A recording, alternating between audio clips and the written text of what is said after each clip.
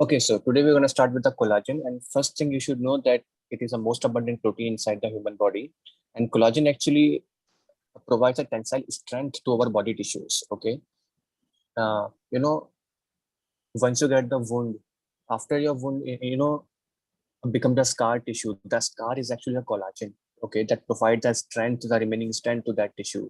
Okay. So collagen is very necessary for every extracellular matrix inside our body. It provides some the strength, the tensile strength that is required. Okay. For example, after the myocardial infarction, the scar tissue you will left with inside your heart is actually the collagen. Okay. So based on the types, we have type 1, type 2, type 3, type 4 collagen. That type 1 collagen is the strongest actually. It provides a real strength to our tissues. The bone, for example, is made by the osteoblast. It is a type 1 collagen. Skin, it provides a strength. It protects. So skin is made up of type 1 collagen. The tendons are made up of type 1 collagen. The dentin that is found in our teeth is made up of type 1 collagen. The fascia, the cornea, the late wound repair, scar tissue is actually known as the late wound repair, or the scar tissue is made up of type 1 collagen. Sometimes, Stefan gonna ask you about this scenario where they will create like a scenario of MI, and they will ask you after 14 days, you're left with something as scar tissue, and they will ask you what other type of tissues are made up of type 1 collagen. Okay, and they will ask you this. So they will give you some options like cartilage, the reticulin, the bone, the skin, and you will choose them. Okay, I hope you guys understand my question. They will describe your scenario of myocardial infarction, and they will tell you after 14 days what type of tissue can be, can represent this tissue. This is scar tissue. They will Can't give you hear the multiple speaker's options. voice. So, Can you hear it now? can anybody speak to me back so that I can understand that yes, my voice is being heard? Yeah, I can hear you. Can you hear me?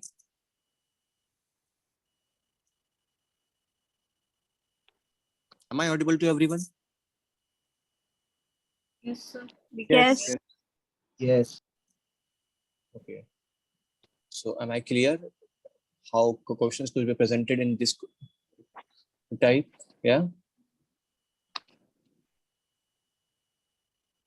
And you should also know that the osteogenesis imperfecta type 1 is actually a disorder of type 1 collagen. And in this type of disorder, there is a decrease a production of the type 1 collagen that leads to osteogenesis imperfecta. We will study that later in the next page. You should know what type of disorder correspond to what the type of collagen. Okay. Then comes a type 2 collagen, which is found in your cartilage, including your hyaline cartilage, the vitreous body inside your eyes, and the nucleus pulposus, which is found in your intervertebral discs. Okay. These three are made up of type 2 collagen. Then comes your type 3 collagen, which is found in your reticulum, which are the reticular fibers in your skin, blood vessels, uterus, fetal tissues, and the early wound repair. Remember the granulation tissue after the wound repair?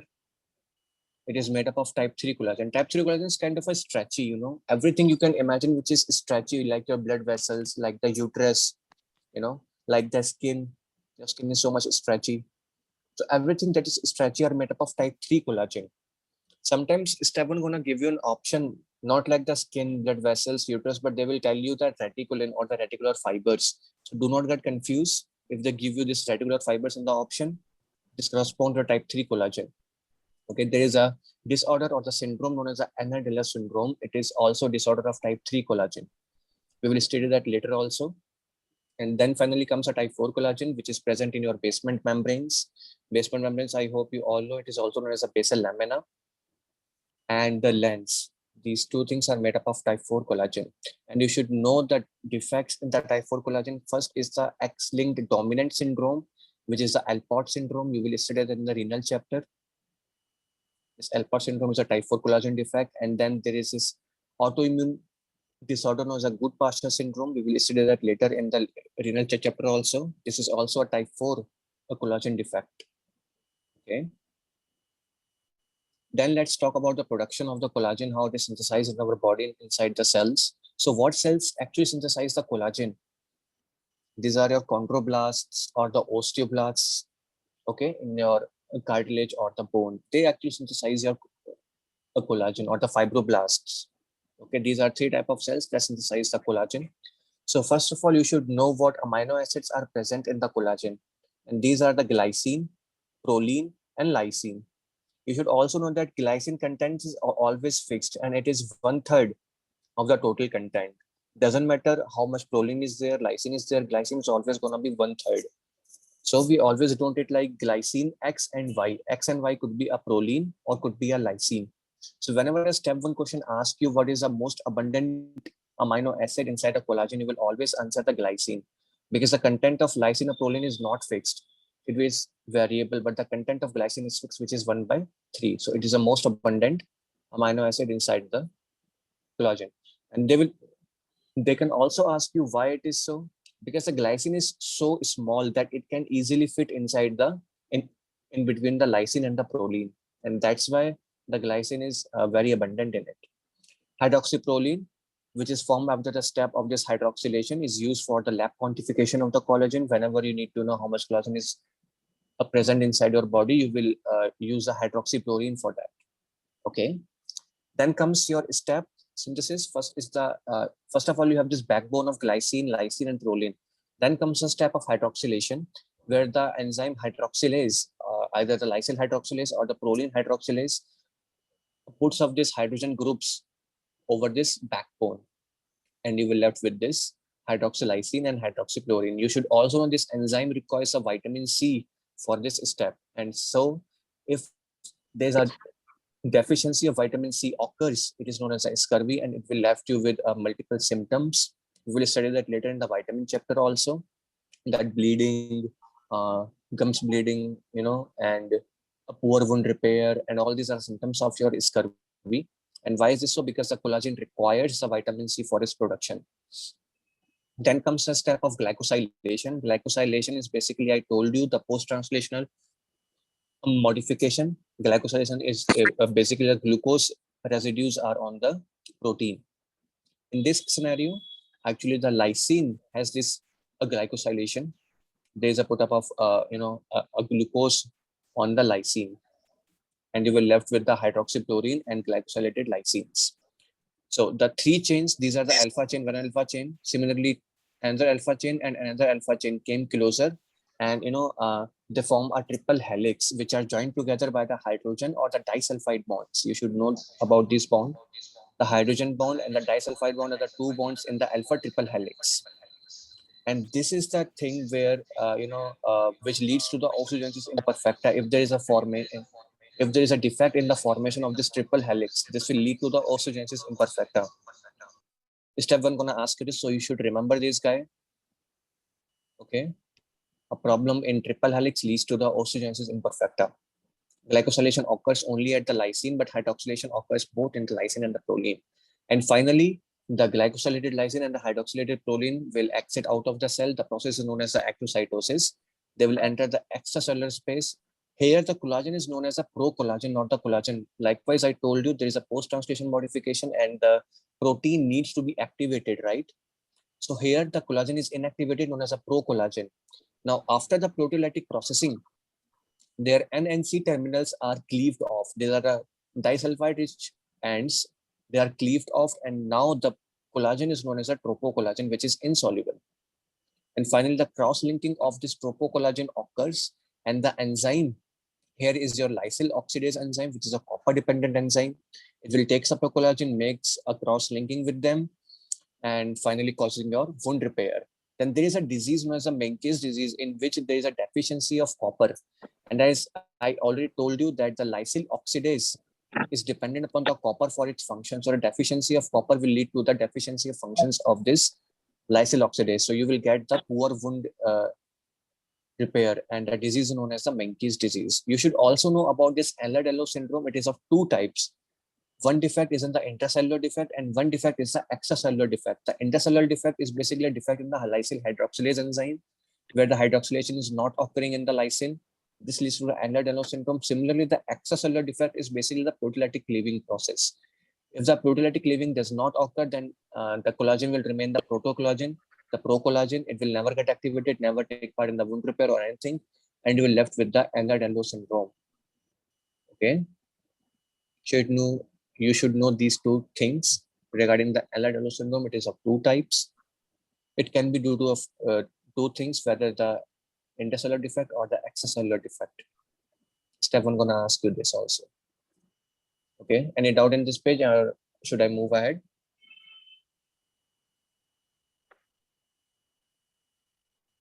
Should I move forward now? Yes. Okay, no doubts. Okay. Oh yeah, where does the collagen synthesis occur, guys? Inside a cell. Yeah. Where does the collagen Rough, synthesis occur? rough Huh? rough Rough endoplasmic endoplasmic reticulum. reticulum. Yeah. Yeah. Like I told you, every secretory protein is synthesized in the rough endoplasmic reticulum. Now comes a disease, the osteogenesis imperfecta, which is a disorder of your bone. You should know, guys, that this is not a defective collagen production, but a decreased collagen production. The collagen will remain absolutely normal, but it has a decreased production. Like I told you, if there's a promoter sequence defect, in the previous pages, I told you about this promoter sequence defect. If there's a defect occur or a mutation occur in the promoter sequence, then you will get a decrease production of mRNA, right? And it will lead to the decreased production of proteins. This is the same thing. Osteogenesis imperfecta is actually a promoter sequence defect, and that's why it leads to a decreased production of a normal type 1 collagen. You should know two type of genes are involved in it, and it is a COL1A1 gene and a COL1A2 gene. And anyone can tell me if two genes, different or same mutations are happening at two places in these genes, what this is phenomena known as? These are producing the same phenotypic effects, the OI. What does this phenomena called? If you're getting multiple mutations and multiple genes, but same phenotypic effect,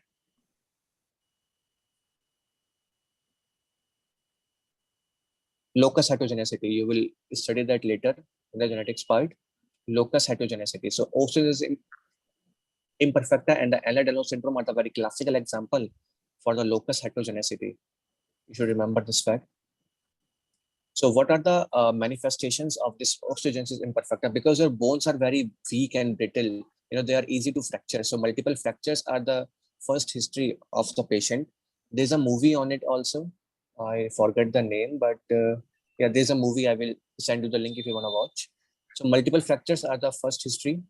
There's a bone deformities, and bone get fracture with minimal trauma. So sometimes a doctor might think it a case of violence, child abuse. So you should remember this fact. Then you have this blue sclerae. Why this blue sclerae? Because there are some veins behind our choroids, known as the choroidal veins. And I already told you that type 1 collagen is found in your cornea, as you can see here. So if the deficiency of collagen occurs in your cornea, the veins will become very visible, and it will show you as the bluish appearance here of the sclera. As you can see the eye, they will show you the picture and they can ask you the question over it. Should remember this picture very carefully. And likewise, I told you the uh, um, collagen is also found in the teeth, the dentin. So you will also get the tooth abnormalities in the osteogenesis imperfecta. Lack of dentin is known as the dentiogenesis imperfecta also. Your tooth will wear off very easily. And then there are also bones inside your ears, the malleus incus and the stapes. They will also get affected, so you will get a conductive hearing loss.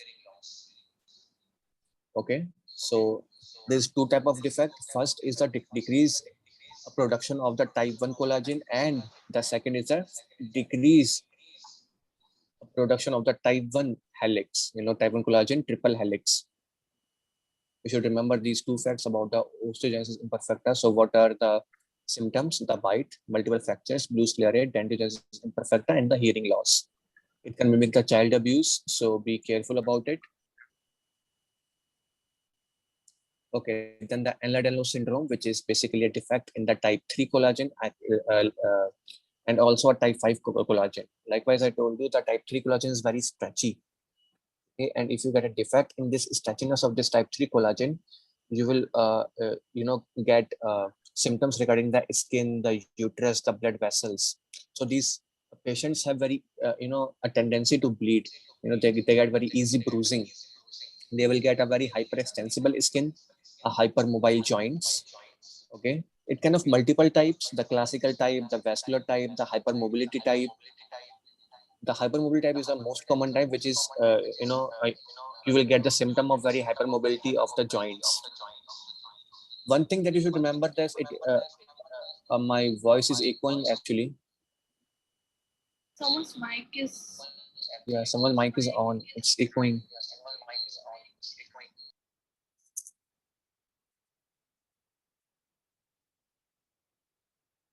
Okay, now?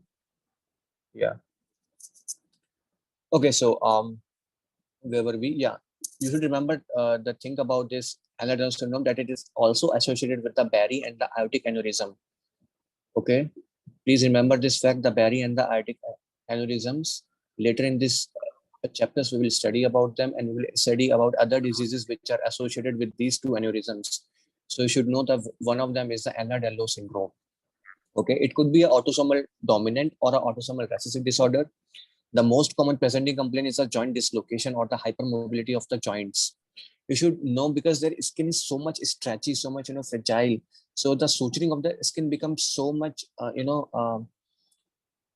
difficult. Okay, you should know about this fact also. Suturing of the skin becomes so much difficult in them. And then the hypermobility type is the most common type. Like I told you, then there's a classical type which is associated with the defect in the gene COL5A1 and the COL5A2. It is a type 5 collagen defect. You will get the joint, which is a hypermobility of the joint, and the skin symptoms, very stretchability of the skin. As you can see here, the skin become very stretchy and the joint become very hypermobile. These two things are associated with the classical type of Ehlers-Danlos syndrome. Only the hypermobility is associated with the hypermobility type. Then comes the vascular type. Like I told you, the blood vessels has this type 3 collagen. So vascular type of Ehlers-Danlos syndrome is actually a type 3 collagen defect with a defect in the gene COL3A1. So as you know, this type of collagen is found inside your skin, blood vessels, uterus. So what you will get a gravid uterus, a very easy rupture in the pregnancy. Okay, you will get multiple bruisings, easy bleeding, and your skin become very fragile, very stretchy. Okay, it will affect multiple organs and the muscles also. So this is your vascular type of uh, Ehlers-Danlos syndrome. Okay, like I told you, there is two type of defect: the intracellular defect and the extracellular defect. Intracellular defect is due to the lysyl hydroxylase deficiency, and extracellular defect is due to the uh, deficiency of NC cleavage. Okay.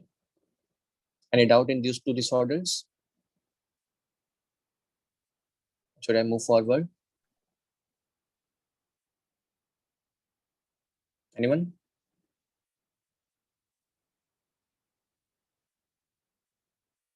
Am I audible to everyone? Yes, sir.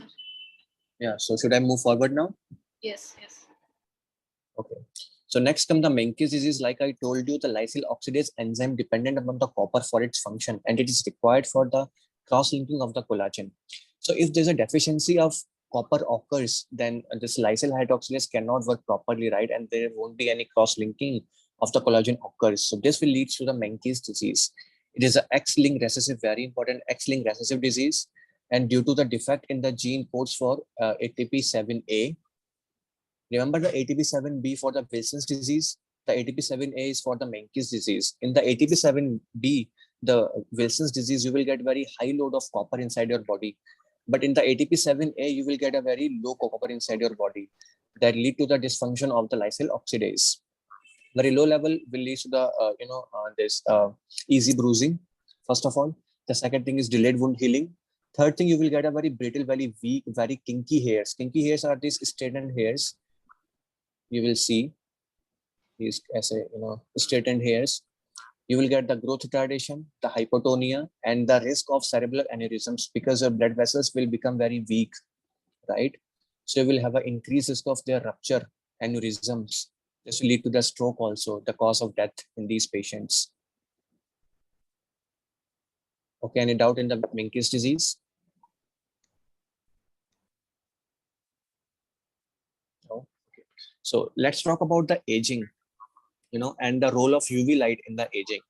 So guys, there's two type of UV rays. There are many type of UV rays, but we will discuss here about UVA and UVB. Remember I told you about this nucleotide excision repair, the pyrimidine dimers, and the cancer, the xeroderma pigmentosum. That is a UVB. This is a UVB rays that causes the skin cancer or the sunburn. And then that's that dimer thing. Okay, it is UVB. UVA cannot penetrate deeper into the it can penetrate deeper into the skin layers, and it will decrease the collagen production inside your body, and it will also increase the activity of metalloproteinases, which destroy your collagen inside the body. So what you will get with the aging is decreased production, increased activity of metalloproteinases, increased cross-linking. Okay, you should remember this fact: increased cross-linking with the aging of collagen. Degradation of type 1 and type 3 collagen occur. Okay, there's a thinning of the epidermis, because epidermis consists of the collagen, and if the collagen is being destroyed, its production is decreased, so you will get a thinning of the epidermis. You can feel it's also inside the in the old age looks, and their skin will become very thin and very stretchy also. Skin become their atropic. Okay, so the three things that you should remember about the aging: first of all, the UVA is responsible for the aging. You will get a decreased production of the collagen. You will get the increased cross-linking of the collagen, and you will get also the increased activity of metalloproteinases. Okay, these three things you should remember about this aging: UVA, the collagen production, metalloproteinases, and the collagen cross-linking. You will get a thinning of the epidermis also, and that also can lead to the wrinkling of the skin, because it is low, collagen is very low, so you can also get the wrinkling. Okay, any doubt in previous page? Anywhere? No. Okay, then we'll discuss about the elastin. Elastin and collagen are very close to each other, Both the elastin and the collagen have this proline, glycine, and lysine. But unlike the collagen, elastin do not has hydroxylations. Like in the collagen, you will have this hydroxyproline and hydroxylysine, but it's not the case in the elastin. Elastin is actually a very stretchy tissue, that found inside your skin, the lungs, the arteries, the ligaments, the vocal cords. It is very stretchy tissue. So sometimes step one gonna ask you that what actually contributes to the property of this elastin, the stretchy property of this elastin. So you will answer the cross-linking, which takes place extracellularly. This cross-link actually gives the elastin its stretchy properties. Okay, when the elastin formation occurs, like the collagen, it is also a very inactivated elastin. Now, after the extracellular, when it enters the extracellular space, something known as a scaffolding occurs inside the elastin. Scaffolding is like making a protective layer outside the elastin, and it is made up of fibrillin. Fibrillin is actually act as a scaffold, takes part in the scaffolding of the elastin. You should remember this fact: the topoelastin with the fibrillin scaffolding. Okay, and finally, after the scaffolding, the cross-linking of the elastin occurs that gives its elastic properties. You should also know that elastin can be easily broken down by the elastases, and elastases are inhibited by the alpha-1 antitrypsin. So when you get a deficiency of alpha-1 antitrypsin, you will get a very increased degradation of this elastin, and that can lead to the COPD inside your lungs, because I told you elastin is a stretchy tissue that is found in your lungs. Okay, whenever you stretch something, it always like your skin, it go back to its original shape, and that is due to the elastin. But when you destroy it, your lungs become very open, causing the COPD. Your airways will become very dilated. Okay, and along with the COPD, you will also get this liver failure in this case, because alpha-1 antitrypsin being trapped inside the liver cannot go outside. So it will also causes a hepatotoxicity. So we get two symptoms: the lungs and the liver involvement in the alpha-1 antitrypsin. Changes with the aging, I have already told you: the decrease in the collagen production, decrease in the synthesis of the collagen fibrils, and the first aid is wrong here. It says the cross-linking is normal, but actually the cross-linking increased with the aging. Okay, you guys can correct it. Cross-linking increases with the aging. And then comes a Marfan syndrome. Okay, it is an autosomal dominant syndrome, which is due to the FBN1 gene mutation. You should know that it is not a disorder of elastin, but actually a disorder of fibrillin, which protects the elastin. So defected formation of the fibrillin leads to a damage of the elastin, and that leads to the Marfan syndrome. You should know that is an autosomal dominant disorder. And second thing, chromosome number 15 is very important for Marfan syndrome. So now I told you that elastin is a stretchy tissue that is formed inside your lungs, arteries, skin. So symptoms you will get are, regarding these, associated with the defect in these organs, right? First, the very important thing that you will get is this pectus excavatum, okay? The pectus cacarinatum, this notching you're seeing here is a very characteristic feature of this Marfan syndrome. They will describe you a patient who is very tall, like 6'3" feet, or 6 feet 4 inch, 6 feet 5 inch, and they will tell you their flat is foot. They are flat foot. First thing, they are very tall, above 6 feet. They have very long arms, and long legs. Their body to leg ratio or body to arm ratio is very, low. Okay. And someone say something? No? Okay, so their body to arm ratio is very low. Okay, they have very long arms, long legs, and their finger is very long, long fingers, and with the, tapering ends. Okay, and there is something, you will also get a very hypermobile joints. Okay, and there's something called cystic medial necrosis of the aorta. You guys know that there are 3 layers of aorta.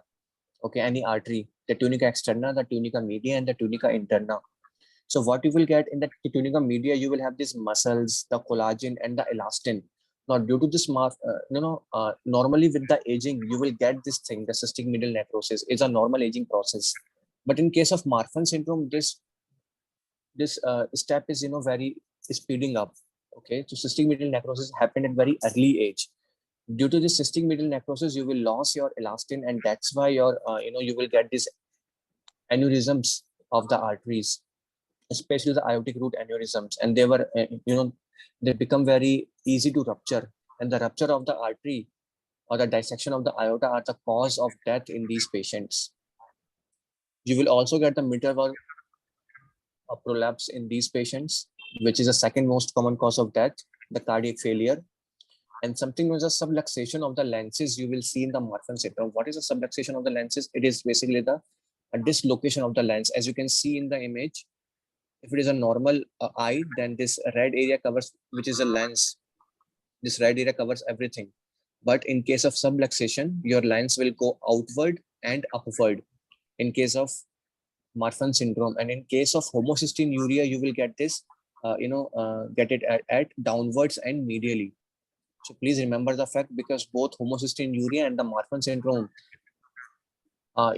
present you with exactly same symptoms. But what is the difference between them? The first one is the ectopia lentis in case of Marfan syndrome is upward and outward, and in case of homocystinuria, it is downward and medially. Second thing, there is no intellectual disability found in the Marfan syndrome. They will describe you a patient who is very tall, very long arms, and he has a very good grade in his class, and that's how that is a case of Marfan syndrome. But they will, if they will tell you a patient who is very weak, scores very low grades, and the similar symptoms like Marfan, then this must be a case of your homocystinuria. And they will ask you what is the most common cause of death, then it is the aortic dissection. You will study that later in the cardiology section.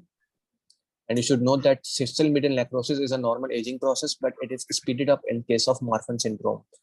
Your arteries become very weak, very easy to rupture because of that. Okay, so any doubt in Marfan syndrome?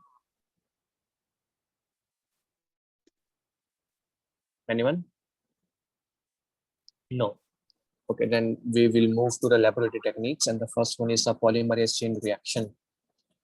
It is a very easy process to multiply the amplify the DNA, multiple like thousands and millions of copies of DNA could be made very easily using this polymerase chain reaction. It includes the 3 steps. And the very important thing that you should know, you do not need to know the whole sequence of the, of the strand of the DNA, but you should know about the sequence of these flank regions. These regions, as you can see here, these are the flank region, and you must know the sequence of this flank region to make this DNA primer. So step 1, we're gonna ask you about this, about the flank regions, what you should know, about the sequence of the PCR in the PCR, and you will know, you will answer about the flank regions. Okay, in order to make the primer, you should know the flank regions of the DNA strand that is targeted. Okay, so the 3 steps: the denaturation, the annealing, and the elongation. The denaturation will takes place at a very high temperature. It will separate out the 2 strands of the DNA, and then comes the annealing. You need to cool down a little bit up to 55 degrees centigrade in order to re-anneal the strands of the DNA. But you do not want that the same strands got re-anneal again, like, right? Okay, so what you will do, you will add a short DNA primer at the flank regions, and at low temperature it will attach to the DNA. That is its complementary sequence. So that's how this works at low temperature. And you should know about the DNA polymerase that works here, which is a Taq polymerase, DNA polymerase. And in the 12th classes, you know that is from the bacteria Thermus aquaticus. In the NCERT book, it is written Thermus aquaticus, but you do not need to know here. Just know the Taq polymerase, which is a DNA polymerase used here. And why we are using this DNA polymerase? Because it can withstand a very high temperature being used in the PCR. As you can see, the elongation requires a temperature of 72 degrees centigrade, and no DNA polymerase can, withstand this much of temperature. So we uses this Taq polymerase because it can withstand very high temperature. Okay, so we put up all our DNTPs inside the PCR, and the Taq polymerase will use these DNTPs to convert them into the DNMPs, and finally will causes the elongation step. And that's how you can make millions of copies of the DNA within very short period of time. The exponential amplification occurs. At one point, there are 2 strands, then become 4 strands, then 4 become 8, 8 becomes 16, 16 become 32, 32 becomes 64, and so on. Okay, so the only thing that you should need to know about this PCR is about these flank regions. You should know the sequence of this flank region in order to make the DNA primers. Okay. Then comes your reverse transcriptase PCR. It is same as a PCR, but instead of the DNA, we use the mRNA here. And using a reverse transcriptase enzyme that I already told you in the telomerase section, a reverse transcriptase uses this mRNA to make the DNA. And the DNA with the same steps of this PCR can be amplified again. Okay. But there's a difference between this PCR and the RT-PCR. That is, in the PCR, you will get these extrons as well as introns. Like I told you, in the gene, there are extrons as well as the introns that will present in this PCR. But because mRNA contains only the extrons, there is no introns. So after the RT-PCR, you will get only the extrons, a real gene, okay, without any interrupting sequences. A real gene you will get after this RT-PCR. Okay, and the DNA is known as a cDNA. Okay, so where you can use this RT-PCR, well, to identify the viruses, the RNA viruses especially, you will use that RNA of the virus, convert it into a DNA. Using the PCR, you will amplify it, and you can know that the virus is present inside our body. Similarly, the CML, BCR ABL gene fusion in the CML, you will get a mRNA after the product, right? And the mRNA could be detected easily. It could be extracted, could be converted into the DNA, and with the help of RT-PCR, you can amplify it. And that's how you can use that the patient is having a CML. The definitive diagnosis could be easily made using the RT-PCR. Okay, so you guys understand this PCR and RT-PCR? Should I move forward now? Or any doubt? I have a question on BCR-ABL gene. You said that, that the gene for this BCR-ABL will be transcribed into messenger RNA, and then this messenger RNA will be amplified for the detection of CML. Yes. Okay. We will detect the mRNA, then we will convert it into the DNA, the complementary DNA, cDNA, right? And with the help of PCR, we will amplify it. And that's how we know that this DNA exists inside this patient's body. That means the patient is having CML for sure. Definitely diagnosis could be made like that. Okay. Okay. Then comes the CRISPR-Cas9 technology. A very important thing. I got a question from CRISPR-Cas, and it is very revolutionary technique also. What is CRISPR? CRISPR stands for just a minute. CRISPR stands for this clustered, regularly interspaced, short palindromic repeats. You do not need to know this whole name. Just know the CRISPR-Cas9 technology. CRISPR is basically a RNA sequence which is a complementary to the targeted sequence. Okay, this is a CRISPR, and Cas9 is basically a endonuclease. So CRISPR is the complementary sequence of the targeted sequence that the DNA we want to target, and Cas9 is the endonuclease. So what we do, we will load the CRISPR on the Cas9, and they will, and then we will introduce it inside the body. And after identifying its sequence, the Cas9 will do what? It will cleave off the DNA. It will make a single-stranded or either a double-stranded cut in the DNA. It will break the DNA. Okay, after identify that the targeted sequence with the help of this CRISPR. Then what? Yeah. little bad हो रहा है. Any problem? आराम करें. Any doubt, anyone? Okay. So the CRISPR-Cas9 technology. The CRISPR is basically the RNA sequence of the complementary targeted DNA, and the Cas9 is the endonuclease. Now, after the Cas9 cuts the DNA, it could be done by two techniques. First is the non-homologous rejoining, or second is the homologous rejoining. Like I told you already in the DNA repair chapter, there are two types of rejoining occur: the non-homologous rejoining and the homologous rejoining. Non-homologous rejoining do not require any reference sequence, but the homologous rejoining requires a reference sequence, a chromosome, right?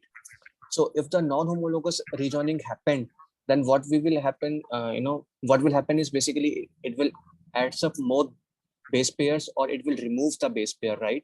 And what ultimately happens is the gene will knocked out, the gene will destroyed, because you are just changing the sequence of the gene now. So after the non-homologous rejoining, what you will left with is a knockout of the gene. And if the homologous rejoining occurs, then what you will do, you will give them a reference sequence, which is our sequence that we're going to give the DNA, okay? And using this reference sequence, it will make the base pairs in the DNA. So what happens now is we have inserted our gene here, as you can see. This is a donor DNA, and after the homologous rejoining, the same sequence will be added here. Okay. I'm really sorry to interrupt, but can you please repeat this again? Okay. This Again, Cas9 CRISPR. The CRISPR-Cas9 technology is basically a revolutionary technique that scientists have developed to alter the gene. Okay, alter the gene. The CRISPR is basically a RNA which is complementary to the targeted DNA sequence. Okay, and the Cas9 is an endonuclease. As you can see here, the Cas9 is an endonuclease, and CRISPR is a RNA which is complementary to the targeted DNA sequence. Now, what happens is this CRISPR will identify the DNA, and after the identification, this endonuclease Cas9 will make single cut or the double cut inside the DNA. Okay, either a single stranded cut or the double stranded cut. Your DNA is cleaved off, as you can see here, divided into two separate segments. Now, these segments can be joined by two type of repair, either the non-homologous repair or the homologous repair. Remember, I told you already in the DNA repair chapter, the two type of repair, the non-homologous and the homologous repair, right? If the non-homologous repair occur, then there is no reference sequence, right? So what the enzymes will do, they will either make more base pairs, or they will remove the base pairs from the DNA. So what will happen is basically you are knocking out the gene, because you are changing the sequence of the gene completely. You're adding the base pairs or removing the base pairs, you're knocking out the gene, right? The gene is no longer function. Okay, you understand this thing? The non-homologous part that you just shared, that that gene is being changed, the gene sequence is being changed because by non-homologous joining, new DNAs are Yeah. being added or or removed. Okay. But Yeah. I did That, not understand the other part of it. okay. I will explain it again. See, I told you in the non-homologous rejoining that the DNA sequence is not there. Any reference sequence is not there. So what the enzymes will do, they will just randomly insert the base pairs after the, in this segment here. They will randomly insert the base pairs, right? They do not have any sequence, any specific sequence of the gene. So if you're randomly inserting the base pairs, then your gene will no longer be functionable, right? Because there is no sequence remaining in the gene, right? So you're knocking out the gene, you're destroying the gene. I got it. I got this part. Yeah. Yeah, good. Okay. Now, in the homologous rejoining, you're giving the enzymes a reference sequence, the donor DNA. And using this reference sequence, they will make the sequence here in this part. And because this reference sequence is actually the gene that we want to insert, so after this homologous rejoining, what we left with? We will left with the gene that we want to insert here, right? So this is the homologous rejoining, and we will use this to insert our gene of interest. And the non-homologous rejoining, we use to knock out the gene of interest. I understand that? Yes. Yes, got Okay, it. good. That means if we add the donor DNA, then we will have a new gene that of our interest. But if we do Yeah, not add a donor DNA, then this DNA will automatically join itself by non-homologous joining, yeah, and the exactly. gene will be knocked out. Okay. Yeah, exactly. And then we will move forward for the blotting procedures. There are four type of blotting procedures: the southern blot, the northern blot, the western blot, and the southwestern blot. Southern blot we use for identification of the DNA, any mutation, any change in the DNA sequence. Northern blot we use for any change in the sequence of mRNA. Western blot we use for the proteins, and southwestern blot we use for those proteins which binds to the DNA, like transcription factors. I told you the enhancer sequence, right?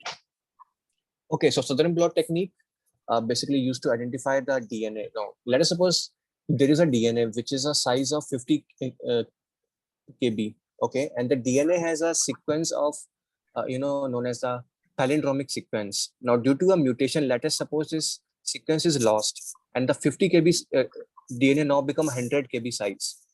Now, what we will do, we will, extract out the DNA from the cell. We will destroy it, make it, cutting it into the strands. We will then separate it on the gel electrophoresis technique, separate in the gel, and transport it into a nitrocellulose membrane, which is a radioactive membrane. What we will do now, we will expose this single-stranded DNA to the radio-labeled DNA probes that are complementary to the DNA of interest. Okay, they will bind to that DNA, and we can easily see this radioactivity here. Let us suppose this. Look at this diagram here. These are the parents which are a carrier for some kind of disease. Okay, they have this AA and AA, as you can see here, big and small a. Now, this is the real DNA, the original DNA, which is normal. Okay, it is of larger size. But let us suppose due to a mutation, a palindromic sequence is created inside the DNA. And now this 50 kb DNA becomes a 25 kb size. So what happens is that because we know that there are two copies of same gene is present, right? So the one DNA will move just 50 kb here, and the 25 kb DNA will move more forward here. And similarly with this case, one DNA is here and one DNA is here. Now, let us suppose their children is, having this disease completely, because it is autosomal recessive for this disease, as you can see, homogeneous for this disease. Now, what happens? It has only 25 kb size of DNA, no 50 kb size DNA, right? So their DNA will move here, okay, at a 25 kb size. And that's how you know, because there is no 50 kb size DNA available. This means the patient must be having the disorder. Okay, similarly, this recessive case here, as you can see, this carrier, and this is a normal, as you can see. This is having no symptom. It has only 50 kb size DNA too. You understand this procedure, the sudden blotting? It is dependent upon the creation or the destruction of these palindromic sequences, where you can cut your DNA using the endonucleases. If the palindromic sequence created, then you will get a shorter segment. If the sequence is destroyed, you will get a very larger segment of the DNA, which you can easily separate and identify. Any doubt? Any doubt, guys?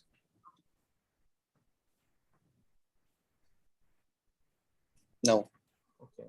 So where does you use the Sabin blotting procedure? So any mutation that involves the DNA, you can detect these mutations here, okay, using the Southern blotting. Now comes the Northern blotting, which is basically used to identify the mRNA to check whether the gene is expressed in the mRNA or not, whether the size of mRNA is normal or not, whether the mutation involving the mRNA or not. So basically using the Northern blotting, you can easily detect the mRNA levels. If you know that there is a mutation inside your gene which is not detectable using the Southern blotting, so what you will do, you will wait for the transcription and you will check the mRNA levels, whether the levels are normal or not. If the levels are decreased, that means this must be a promoter sequence defect.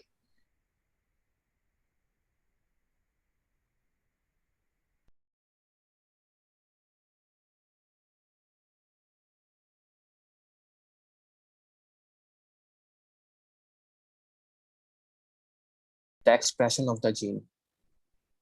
So whenever you need to detect the mRNA, you will use this Northern blotting technique, like I told you already, right? Can This, you please just repeat? When will we come to know that there is this problem at the promoter site? if there is a, every gene has a sequence known as a promoter, right? And it is due to this promoter that a gene is expressible, right? If there's a mutation occurs inside the promoter sequence, the gene itself is normal. It is absolutely normal, but due to the promoter sequence defect, their expression will decrease, right? It is like a switch. If the switch is lost, then you cannot just express your gene. But your gene is absolutely normal totally. It just Then, low expression then happening. this will be detected by Northern blot, because Southern blot can only detect the gene of the DNA, like the gene Exactly. itself, not the promoter. Yeah, So exactly. because the RNA will not be expressed because of defect in promoter, so we will get low levels of RNA will mRNA. expressed, but very low level, at very low levels than what it should be. Okay, and that's how you detect the mRNA levels using the Northern blotting technique. In both the Southern blotting and the Northern blotting, you uses a single stranded RNA or a single stranded DNA, which is radio labeled. Okay, so that you can easily identify the strands in both of these procedures. You should know we will use a radio labeled single stranded piece of DNA that is complementary to the targeted DNA. Okay. And then comes your Western blotting, which is used to identify the protein. So whenever you want to know whether a protein is being made inside the cell or not, whenever you want to know, any defect at the protein level, at the translation level, whenever you want to know the defect at the transcription level, you will use a Northern blotting. And whenever you want to know the defect at the translation level, like the stop codons, like I told you already about the stop codons, if there's a change in the stop codons happens, you can only detect it using the Western blotting, because your mRNA will remains always same, right? So the Western blotting is used to identify the proteins, the protein of interest. What we will use here, we will use the antibodies to detect the proteins, and these antibodies are radio labeled. Okay. For example, your sickle cell anemia. I told you that there is a defect in the amino acid sixth amino acid. The glutamic acid will become the valine, and that can be easily detected using this Western blotting technique, because the change is happening at the translation level, not the transcription level, right? So you will use a Western blot to detect it. Okay, so use the antibody. Now comes the Southwestern blot, which is a very important technique that we use to identify those proteins which bound to the DNA. Like I told you already in the previous lecture about this enhancer sequences, where the transcription factors binds and enhance the transcription of the gene, right? So for the example like C-Jun, C-Fos, and other transcription factors, if we want to identify them, then we use the Southwestern blot. In this technique, what we use are double stranded DNA, because we know that these proteins bind to a double-stranded DNA, right? So we use here not the single-stranded but the double-stranded DNA probes. Okay, you should know this example: the C-Jun, the C-Phos, leucine zipper motifs, and the transcription factors. If we want to identify them, we will use the southwestern blotting. So whenever there is a case of cancer, the proto-oncogenes, if you need to know about this proto-oncogenes, then you should use the technique southwestern blotting, because ultimately all of these oncogenes will use the transcription factors to initiate the transcription and making the cell very cancerous. Remember I told you that these factors can do anything with the cell. You know, they can make a mature cell into a stem cell and a stem cell into a mature cell, right? So it is very important technique. You should remember it. So I hope there is no doubt in this blotting procedures. For the practical implementation, you should use a UWorld. They have very nice questions of them, so you can have a better understanding about these techniques. Okay, or the question will frame they will describe you a scenario of some mutation, some kind of a mutation, and then they will ask you what procedure could be used to detect this kind of mutation, whether it is a southern blotting, northern blotting, western blotting, or southwestern blotting. Okay, they can ask you about this example of C-Jun, C-Phos. These are very important examples you should remember. Okay, so should I move forward now? Any yes or no would be appreciated. Regarding Yes, you several, can move forward. Sure. regarding this Regarding, previous one where the transcription factors were being identified. yeah, Yeah. You said that the double-stranded DNA probe is used as a yeah, gene sequence to which the transcription factors can bind. That's how it yeah. happens. We do not And use single-stranded DNA because we know that transcription factors bind to a double-stranded DNA, not a single-stranded DNA, right?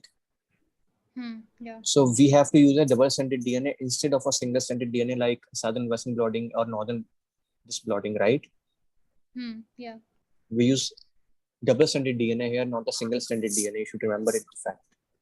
And we usually use the genes that are oncogenes because they are very much expressed. Yeah, That's what. exactly. Oncogenes actually code for these factors, right? These transcription Factors. factors. Yeah.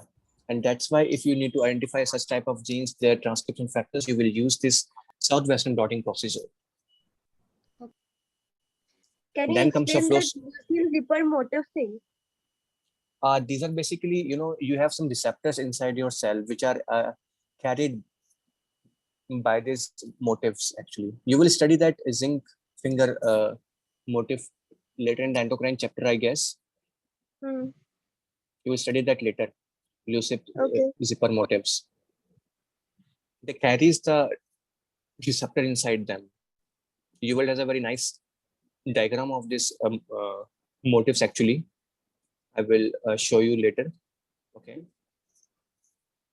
Then comes the flow cytometry, which is a procedure that used to identify the CD markers.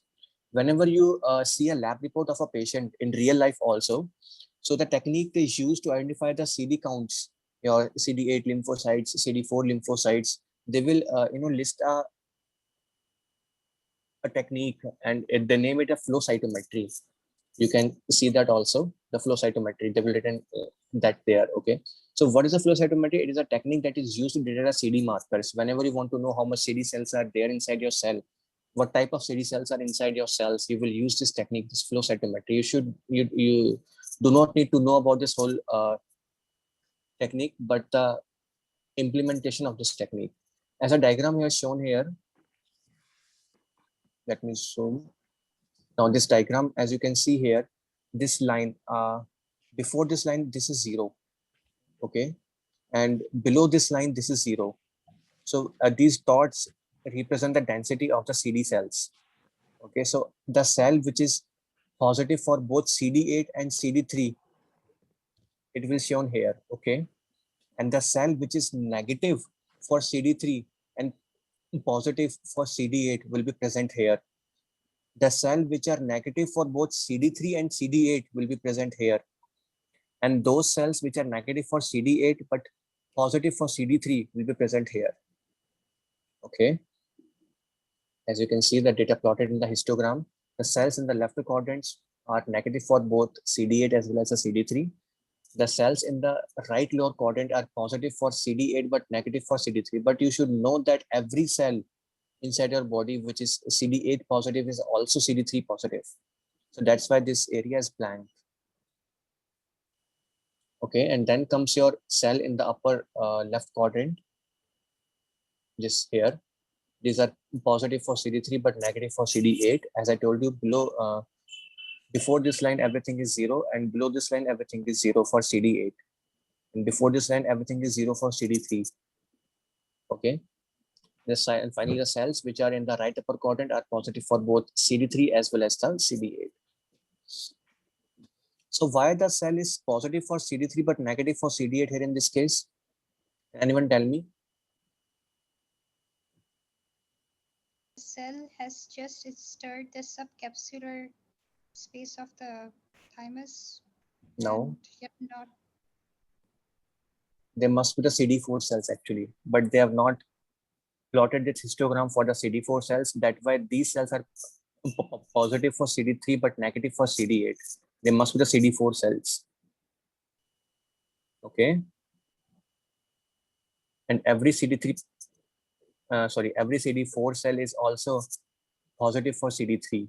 Likewise, CD8 cell is positive for CD3, right? You guys understand this thing? Flow cytometry. They will give you this histogram and they will ask you what kind of cells are there. Okay, Yes, so you should know where is 0, where is 1. You should know that. Okay. Yes. Then the DNA microarray. DNA microarray is basically a phenomena. Not a phenomena. A technique where in which you can detect multiple number of genes at the same time, whether the gene is expressing in certain environment or not. Multiple genes, how many genes are expressible at a certain environment. So the technique you use is the microarrays. Microarrays, it is very hard to express, to explain. So I will show you a video regarding this microarray, a very nice video. Okay. So let me turn on my screen sharing.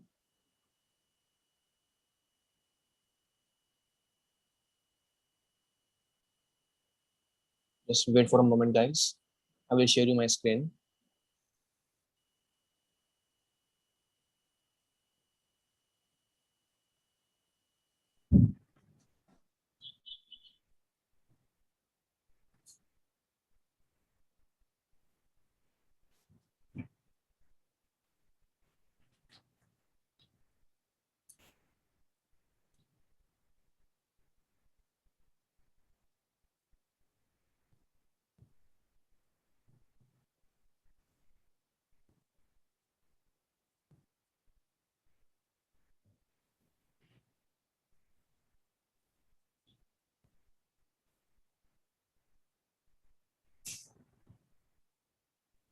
Just watch this short video on the DNA microarray. You will understand this procedure better by this way. Okay. You guys can see my screen, right? Yes. Okay, let's play this video. Okay. Please watch this.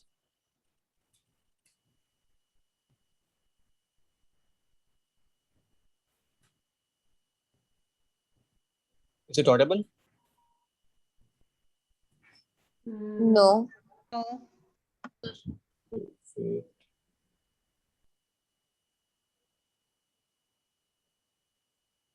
Just a second. How can I make this video audible, guys? Sir, share this video in the group and later in the if we can see. Okay. It is time. Yeah. Okay, yeah. Yes, that would be better. Just a second.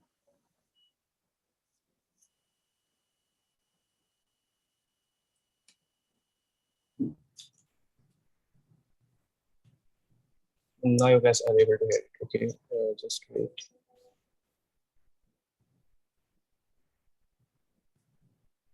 Is it audible now? This animation will demonstrate how Yes, sir. DNA Yes, microarray yes, we can experiments hear. are performed. DNA Please watch this microarrays, short video. sometimes called The DNA clarification chips, of this DNA reveal the microarray. expression of thousands of genes on a solid surface, such as a microscope slide. In this example, we'll use yeast as a model system to illustrate one use of microarrays. One common use of microarrays is to determine which genes are activated and which are repressed when two populations of cells are compared. Every gene is measured simultaneously.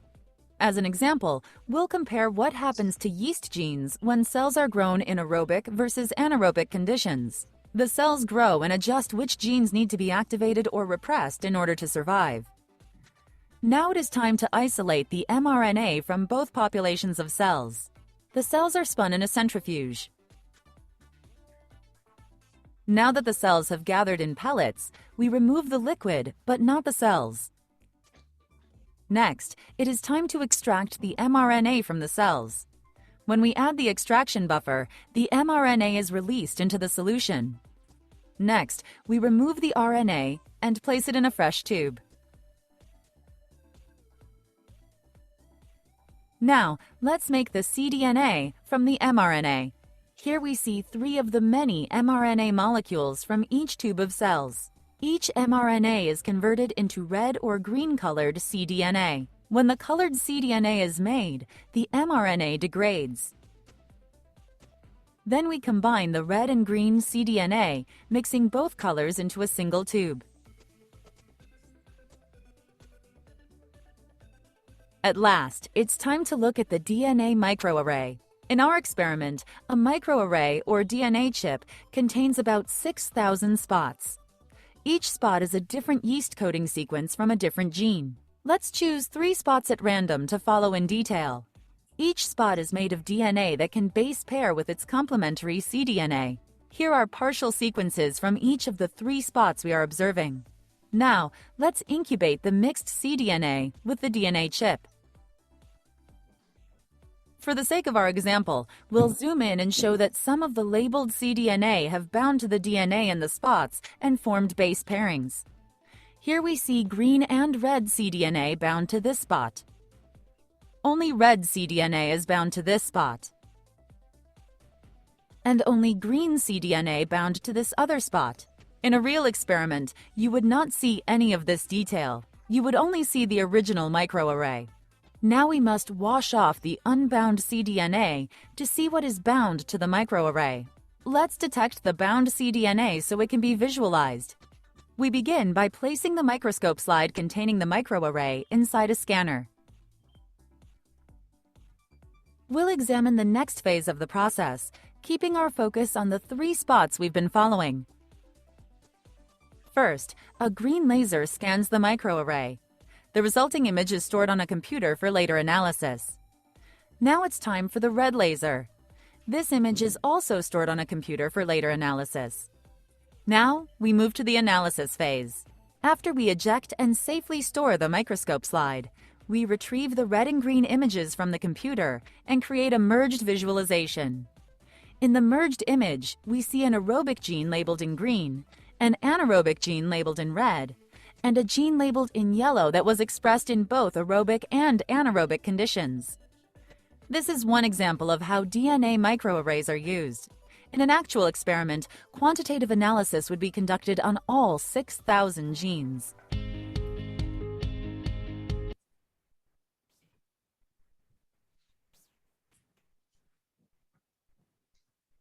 So you guys understand it now, the procedure of DNA microarray?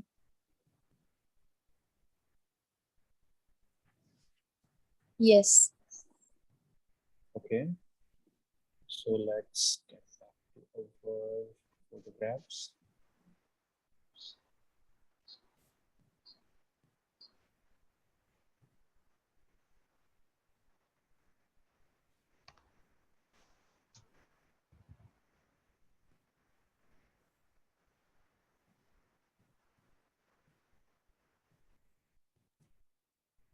Okay, so you guys understand the DNA microarray technique now? Any doubt in it? I will share the link of the video again so you can watch it later on again, okay? And now let's talk about the ELISA, which is enzyme linked immunosorbent assay. Okay, this is a technique used to identify either the antigen or the antibodies. Okay, the thing you want to identify, you will extract it from your blood or anywhere inside your body. And what you will do, let's suppose you want to identify a certain antibody inside a human. So what you will do, you will extract a sample of the blood, and you will take a glass or a dish, and in that glass or dish you will uh, attach some antibodies there. Okay, and finally when you put your sample in it, so the antibodies which are which are for this antigen, they will bind to this linked antigen to the glass. Okay, and finally you wash off them, and finally what you will do, you will add some anti-human antibodies which are labeled with an enzyme that is later on used to detect the presence of the antibodies in it. What this what this antibody does is, yeah, any doubt, anyone?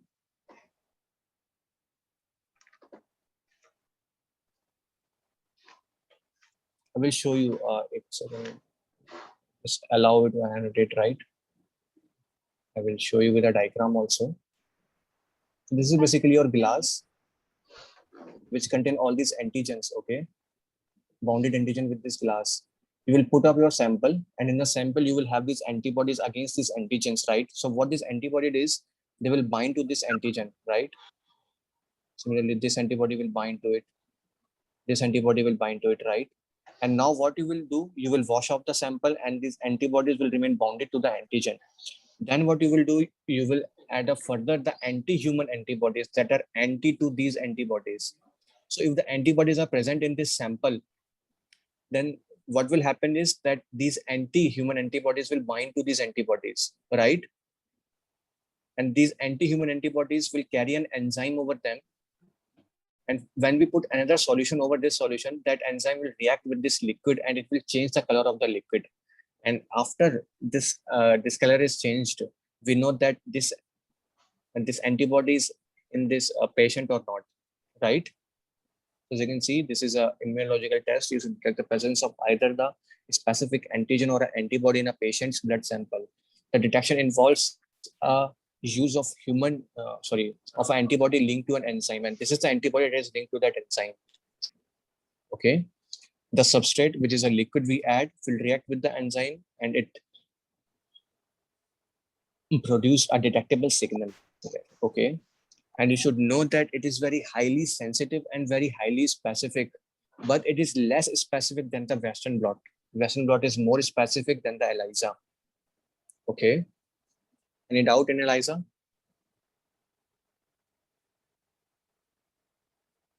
Any doubt? No. Okay, then we will move forward.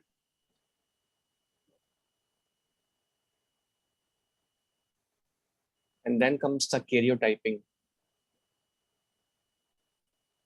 Karyotyping is basically a visual representation of all your chromosomes inside your body. Whenever a change in number of chromosomes occurs, you will use this karyotyping to detect it. Okay, and you guys also know the formation of chromosomes occurs in the M phase, right? The condensation of DNA forming of the chromosomes occur in M phase. So for this technique, what you will do, you will let the cell divide. And in the M phase, you will arrest the cell. And after arresting, you will extract out the chromosomes from the cell. And the drug that you use to arrest the cell in the M phase is basically your colchicine. And you should also know that the chromosomes are most easily and very clearly visible in the metaphase. Because as you know, all the chromosomes in the metaphase are aligned along the metaphasic plate, along, according to their numbers.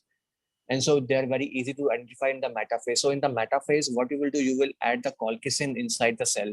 And remember, I told you that colchicine is actually a microtubule drug, which damages your microtubule. And I already told you that these, the spindle fibers and the, centromere is actually a microtubule itself. Anything which is moving inside your cell, anything which is moving inside your body is due to these microtubules, these rail tracks inside your body, right? So we know that in that telophase, these chromosomes will move away from each other, right? Following these microtubules. So what this colchicine do, it will destroy these microtubules and arrest the cell at the metaphase. And in the metaphase, we will extract these chromosomes and we will, number them accordingly. And that's how, if there is a change in the number of chromosome occur. As you can see here, there's a trisomy of chromosome number 5. There's a tetrasomy of number 8, right? As you can see in the arrow. Okay, so any change in the number of chromosome can be detected easily by the karyotyping. And the drug that you use is the colchicine, which is the same drug that you use for the gout. Remember, guys? Yes. Any doubt in it? I think it's easy. No. Yeah, this one is easier. Yeah. Then the fluorescent in situ hybridization, it is the same technique as here, but we will do addition one step. What we will do, we will use a probe, okay, to identify the chromosome so that any translocation, if happens like BCR ABL fusion, this could be easily detected with the help of this fluorescent in situ hybridization. For example, as you can see, there's a number of, there's a number 17 chromosome, and this is number 19 chromosome. And some part of this chromosome are translocated here, and you can easily detect this part, right? Using this fluorescent in situ hybridization. Any micro deletion happens inside your chromosome, you can easily detect it using the fluorescent in situ hybridization. And you should know that it can detect even a very small deletion. Step 1 gonna ask you this, they will give you an option. It can detect only a large deletion, it can detect a very small deletion, it cannot detect any deletion and something like that. And there you will choose this option. It can detect even a very small deletion. And that's why it is used for microdeletion, even especially for the DiGeorge syndrome. Remember 22q11 deletion, microdeletion in the DiGeorge syndrome, it can be easily detected using this fluorescent in situ hybridization technique. Okay. Secondly, translocation, as I told you, this 17 translocated here at 19, it can be easily detected using this fluorescent in situ hybridization technique. The duplication, if there's extra copy of chromosome, as you can see here in this number 5 and number 9, 8 or 9, 8, the tetrasome is here and the trisomy is here. You can easily detect it using the fluorescent in situ hybridization. The same technique like karyotyping, but a one step ahead, which is using the fluorescent DNA or the RNA probes. Okay, I think it's also easy. Any doubt? No? Okay, then the molecular cloning. Remember I told you about this RT-PCR technique where you identify mRNA, then convert it to DNA, and then you can know whether this DNA is present or not. And I also told you that the DNA we made after the complementary, this reverse transcription, reverse transcription, this DNA do not contain any introns in it, just the exons, the real gene that we need, right? So what we do now, we'll take up a sample of the human DNA, a gene. That gene contains both the introns as well as the extrons, right? We will let the gene to express itself, the transcription, and when the mRNA forms, it contains only the exons, no introns, right? We will extract out this mRNA, we will use the reverse transcriptase technique, we will convert it into the cDNA. The cDNA lacks any introns, right? It's the real gene that we need. And finally, we will insert the cDNA into this plasmid of the bacteria. And the plasmid can be easily taken up by the bacteria inside it. The bacteria will multiply, and then bacteria will, express this gene, making the products. And these products can be easily extracted, like insulin and any other drug that we want to, form. This could be easily done using the molecular cloning. You guys understand this procedure? Yes. We are done on this page. Now we will move forward, okay? Okay. And then we will study the gene expression. I told you about this knockout thing, which is removing a gene from the DNA, right? Knocking in is actually inserting a gene. For knocking out, you need the non-homologous rejoining. For knocking in, you need the homologous rejoining, right? And it is all done on the targeted sequence of the DNA, right? And the one of the technique that I told you is the CRISPR-Cas9 technique. The other technique is a Krylok's technique, which is used for causing the deletion of the gene generally. You don't need to know how this technique works. You should just know that it is used to knock out some genes, okay? Some deletion of some genes which are, causing the embryonic death. I've never faced any question on this Krylok's mechanism, but you should just know that it is used for the deletion of the genes, similar to this, that Cas9 technique, the CRISPR-Cas9 technique. And then an important here, that is your RNA interference. Remember, guys, I told you when an mRNA exits the nucleus and enters the cytoplasm, it will meet up with the P bodies. Now, the P bodies are basically regulatory bodies which can store the mRNA for the later use. They can even destroy the mRNA, right?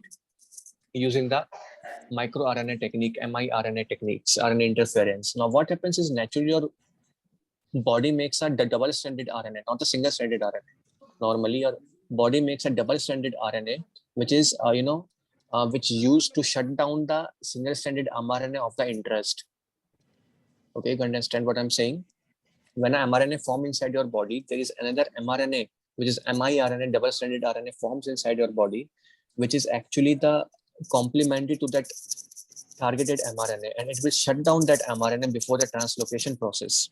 So it is a technique which we hacked, and we make a similar RNA, which is a small interfering RNA. It is also a double-stranded RNA, which we made in the lab. We will introduce it inside the cell, and using this small interference RNA technique, we will, destroy the mRNA. We will stop the gene from expressing itself.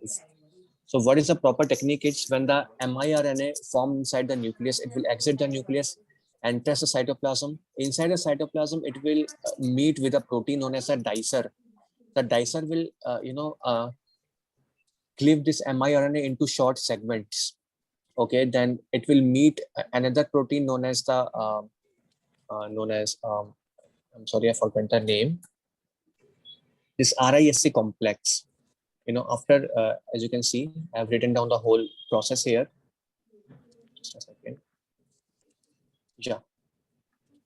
So it is a mechanism by which a short double-stranded DNA sequence induced a post-transcriptional gene silencing. It targets the mRNA and destroy it. It inhibits the translocation, not the transcription, but the translocation, which is happening inside the cytoplasm. There are two types of RNAs, and both of them are the double-stranded RNAs, the siRNA and the miRNA. The miRNA is naturally coded by the human body. Okay, it is naturally formed inside our bodies. Okay, and the siRNA is what we made inside the labs.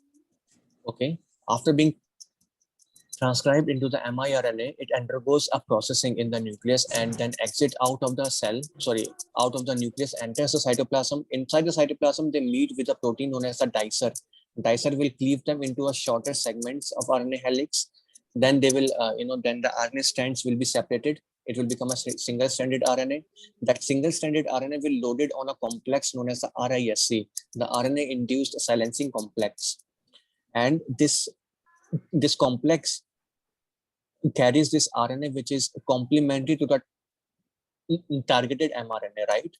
So if a exact match happens, then it will degrade the mRNA, and if a partial match happens, then it will cause the repression of the translation. Okay, the two things happen. One is a perfect match, and one is a partial match. If a perfect match happens, then the mRNA degradation will happen, and if a partial match happens, then it will lead to the translation repression. I hope you guys understand this technique, this RNA interference. Any doubt in it? Any doubt, guys? Will you explain Yes or that no? dicer part once more? Okay, Yes, dicer is please. basically a protein. When the miRNA leaves the cytoplasm, leaves the nucleus and enters the cytoplasm, it is very big, right? It is very big. Now, when it meets up with the dicer, it will cleave off into the shorter segments, which are the segments of, which are the segments that are complementary to the,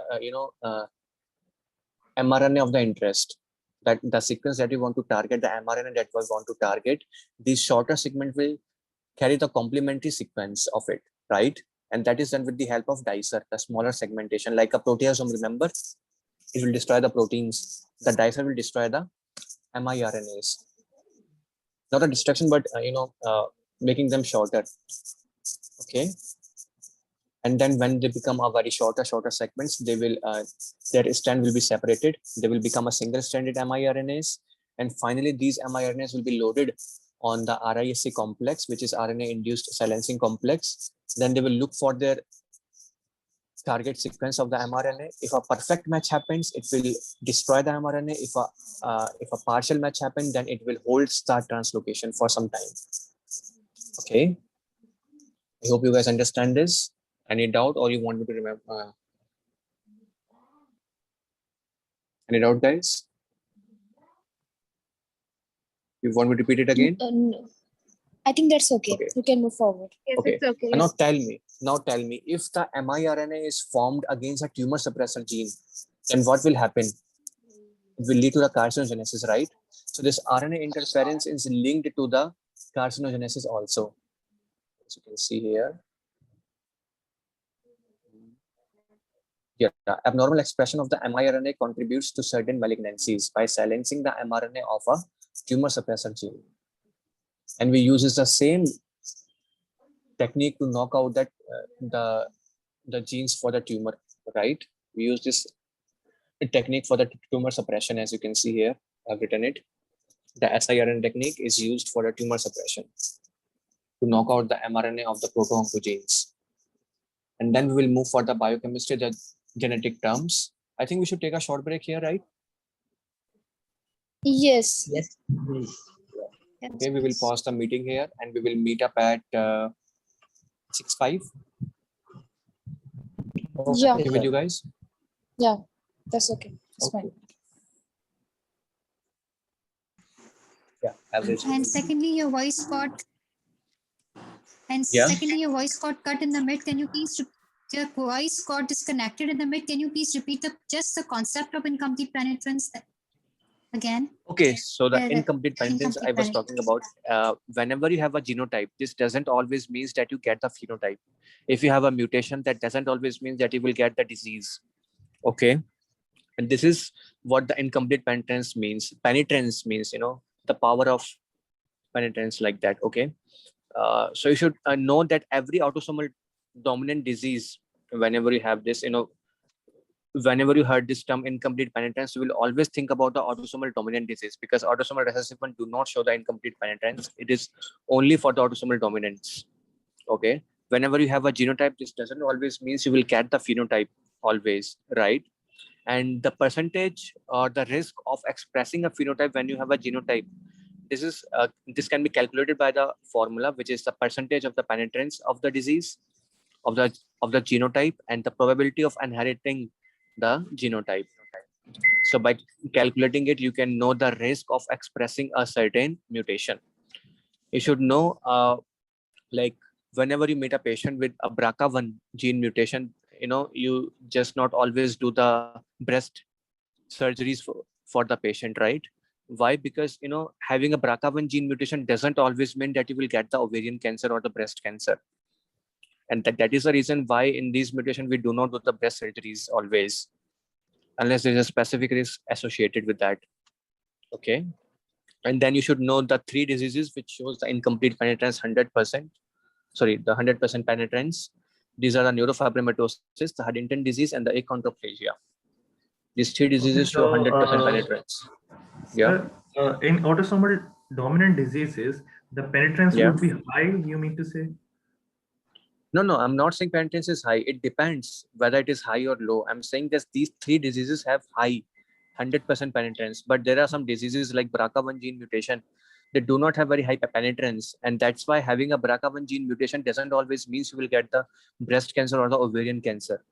What about the autosomal dominant diseases you were saying? Yeah, I'm talking about autosomal dominant only. BRCA1 is autosomal dominant actually. If you look upon that, it is dominant, not the recessive. Similarly, neurofibromatosis, it is autosomal dominant. Huntington, autosomal dominant. Achondroplasia, autosomal dominant.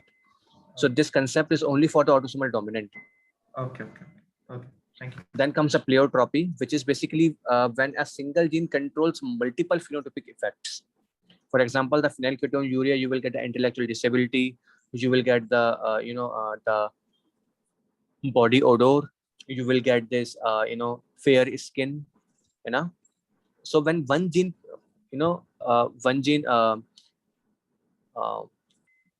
controls multiple phenotypic effect, unrelated phenotypic effects, I must say, then this phenomenon is termed as the pleiotropy. Okay, the example they have shown is the phenylketonuria, which shows the light skin, intellectual disability, musty body odor. Similar to the Marfan syndrome, you will get multiple symptoms. So that so this is a pleiotropy. And there is one more thing I want to talk about, but I'm not seeing it here. You will hear about that later, not in here. Okay, in the reproduction chapter, you will know another term. Okay, so yeah, the pleiotropy. Okay, now we comes at the anticipation, which is remember the disease I told you about, these uh, trinucleotide expansion repeat diseases, the Huntington disease, the Friedreich's ataxia, the Fragile X syndrome, the myotonic dystrophy, where a sequence, a codon repeat itself again and again, like CAG, multiple number of times, 100, 200 times, And in these diseases, what happens actually is with the increased generations, like from grandfather to father, father to child, the number of expansion repeats increases, and hence the disease severity. And therefore, with the increase in the generations, the disease become more severe, and the disease started expressing themselves at very early age. Okay, so increase in the severity and early onset of the disease is known as the anticipation. So whenever you hear about a disease which is a trinucleotide expansion repeat disease, either the Huntington, the Fragile X syndrome, the Friedreich's ataxia, the myotonic dystrophy, they will ask you why the symptoms are keep on increasing, why the severity of this disease keep on increasing, why the and the onset of disease is keep on decreasing. So uh, you will choose the option with the anticipation. Okay, this is due to the anticipation. Okay, then comes the loss of heterozygosity, which is mainly apply at the cancers. So whenever there is a cancer which runs in the family, so the patient might be having a autosomal the patient might be having a I'm sorry about that, I forgot something here. Yeah, so whenever a certain cancer runs in a family, and let us suppose by birth the patient will get a one mutation in one of the two alleles for this cancer, like the patient is heterozygous for a certain cancer. Now, once the mutation occur in another allele also, the patient become homozygous right now. Okay, and once the patient become homozygous, he will develop the cancer. And this is what the Knudsen 2 hit hypothesis says. In order to get a cancer, both the both of the tumor suppressor gene must be knocked out, and this loss of heterozygosity is only applied at the tumor suppressor genes. Okay, if you knocked out one gene, then you will still have one gene which is doing a normal function, protecting you from the cancer. Once you get another hit and you will knock out that another gene of this tumor suppressor protein, so you will become the homozygous. You will lose the heterozygosity, and now you will develop the cancer. For example, the retinoblastoma, the Lynch syndrome, the Lee-Fromini syndrome. These are the example of loss of heterozygosity. Okay. So if a patient inherited or developed a mutation in a tumor suppressor gene, the complementary allele must be deleted before the cancer develops. And this is a Knudsen 2 hit hypothesis. It is not true for oncogene. It is only true for the tumor suppressor genes. And then comes a polygenic inheritance, which is basically when a certain phenotype is dependent upon both the genetic factor as well as the environmental factors. For example, the uh, diabetes, the glaucoma, the hypertension, the spina bifida, the cleft lip and palate defect, the balding, male pattern balding. These are all depend upon the family history and as well as the environmental factors. So multiple factors controlling this one phenotype. Any doubt? On previous page? No. Okay. So then after that, dominant negative, yeah. I have a question. Yeah. In pleiotropy, multiple phenotypes were being controlled by one gene, right? Yeah, exactly.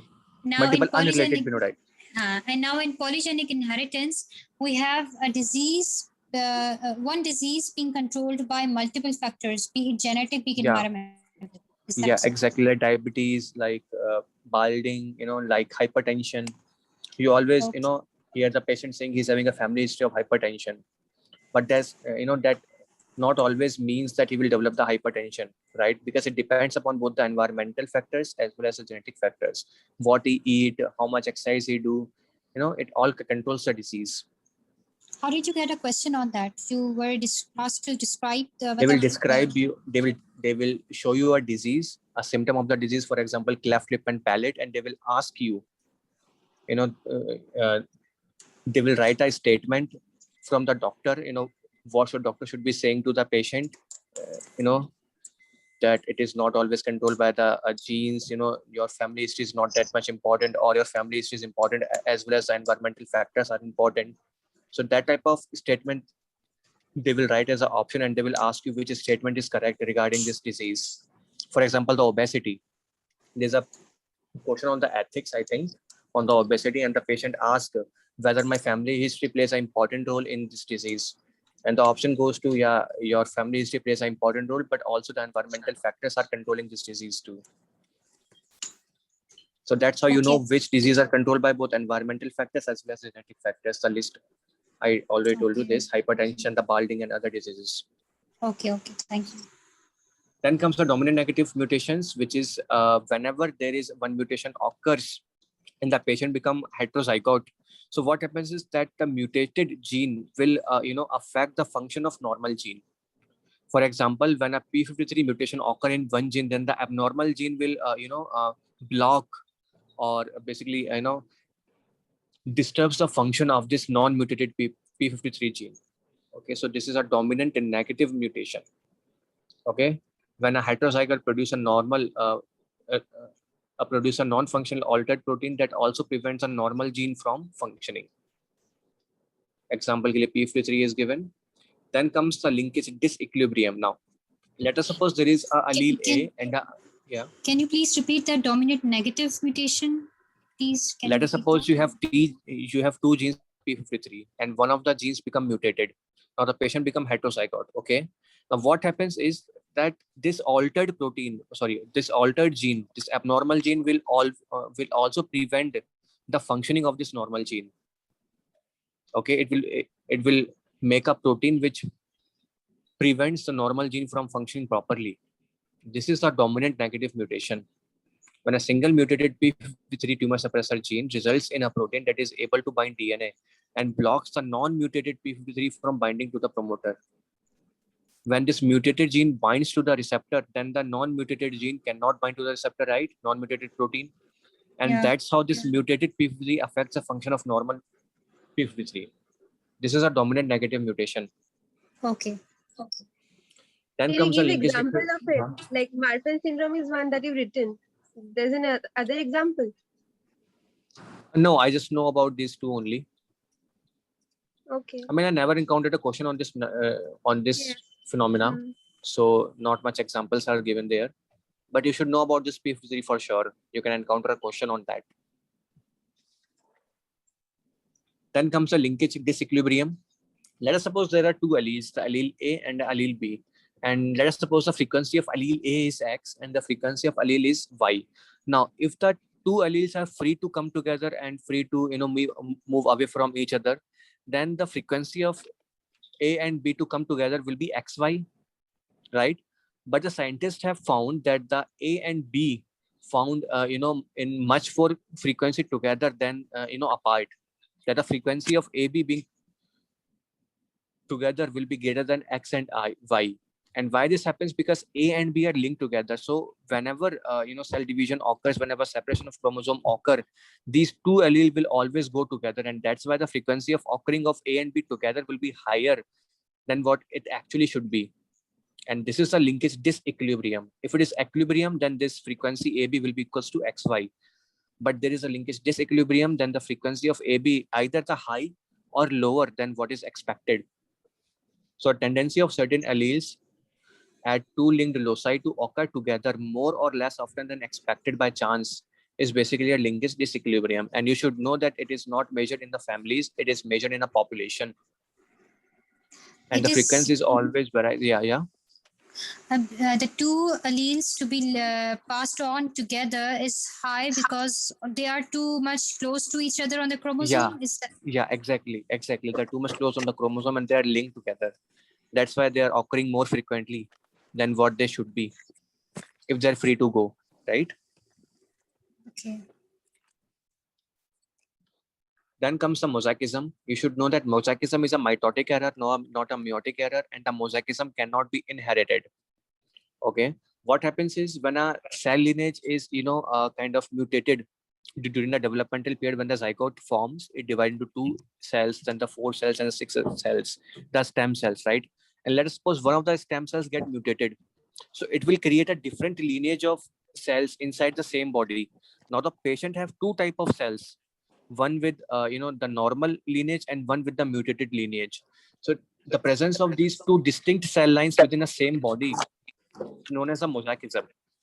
Okay, so the mosaicism could be of 2 types: the somatic mosaicism or the gonadal mosaicism. Somatic mosaicism occur anywhere inside your body except your gonads.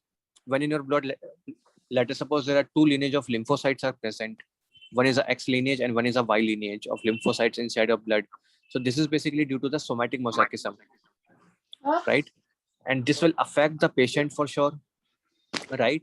But in the gonadal mosaicism, it's just your germline, it's just your sperms or the ova that are having 2 different lineages, not your body. So the patient in this case will be normal, absolutely normal, but their child, their fetus, their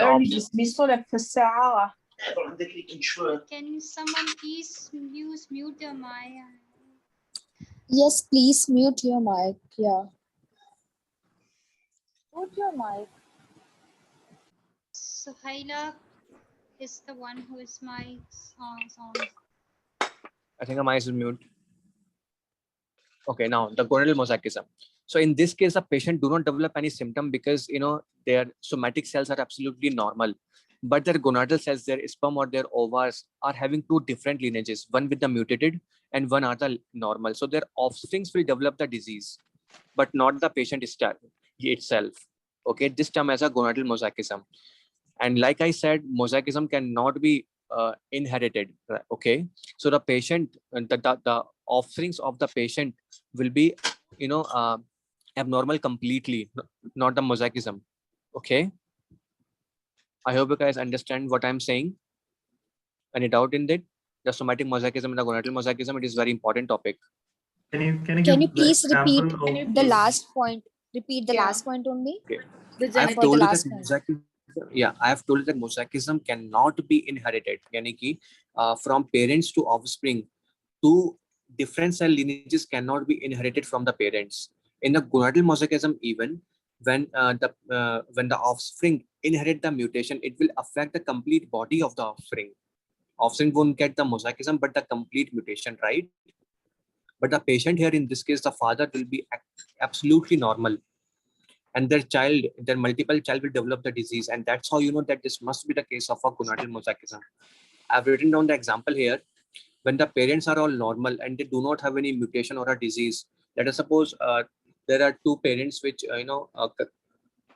comes to you for a counseling of their offsprings. Now you take up their blood sample, you analyze the lymphocytes, you check up their DNA, and it's absolutely normal. No mutations are there. But then what happens is their multiple child, 1 or 2 or 3 child develops the same mutation in them.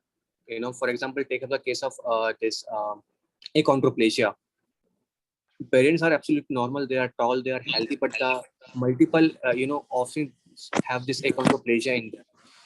So that's how you know that this must be the case of mosaicism, because like random mutation cannot be happen in 3 offsprings at the same time, right? So that's how you know this must be a case of mosaicism, and the mutations must be inherited from the father or the mother. So whenever you encounter a patient whose multiple offsprings having the same disease, but the parents are all normal, you will suspect the gonadal or the germline mosaicism. Although the somatic mutations can also happen in the offsprings, but if multiple offsprings having the same mutation, then there are highly chances that this must be a case of gonadal mosaicism. Are you okay with the statement, guys? Yes, we are okay. Yes. I have a question. If the offsprings will have the somatic mosaicism, they will not be able to transfer to their own offspring, right? There needs to be a mutation in the They will germline. transfer the mutation, but not the mosaicism. Yeah, and there's no. If the somatic cells will have the mutation, they will transfer that. No. If the somatic cells No. have the mosaicism, then it will not be inheritable because only the gonadal cells can go to the offspring side. And that's why the parents are not having the disease, but rather exactly. the mutations. Because their somatic cells are absolutely normal. They are having the mosaicism in the gonads only, the sperms or the ova that will inherit in the offspring. So the offsprings will get the mutations, but not the parents. In case of gonadal mosaicism, but in case of somatic mosaicism, the parents will be abnormal. They will have the symptom, but their offsprings would be absolutely normal. Okay. Okay, understood, sir. Then an example of this mosaicism is the McCune-Albright syndrome. If the question is time ask you if the McCune-Albright syndrome is inheritable, you will say no, because it is an example of mosaicism and it is not inheritable. You should know it is a GS protein activating mutation. It activates the GS protein. You will study about these proteins later in the pharmacology section. Okay. So what are the symptoms you will get in the McCune-Albright syndrome? This is the unilateral cafeolate spots. As you can see here, this kind of a rash, this darkening rash like a coffee. This is a cafeolate spot and it is always unilateral. As you can see, this side is absolutely normal. This side is affected. And their edges are very raggedy. Their edges are not perfect. As you can see, very irregular edges. So cafeolate spots with the ragged edges.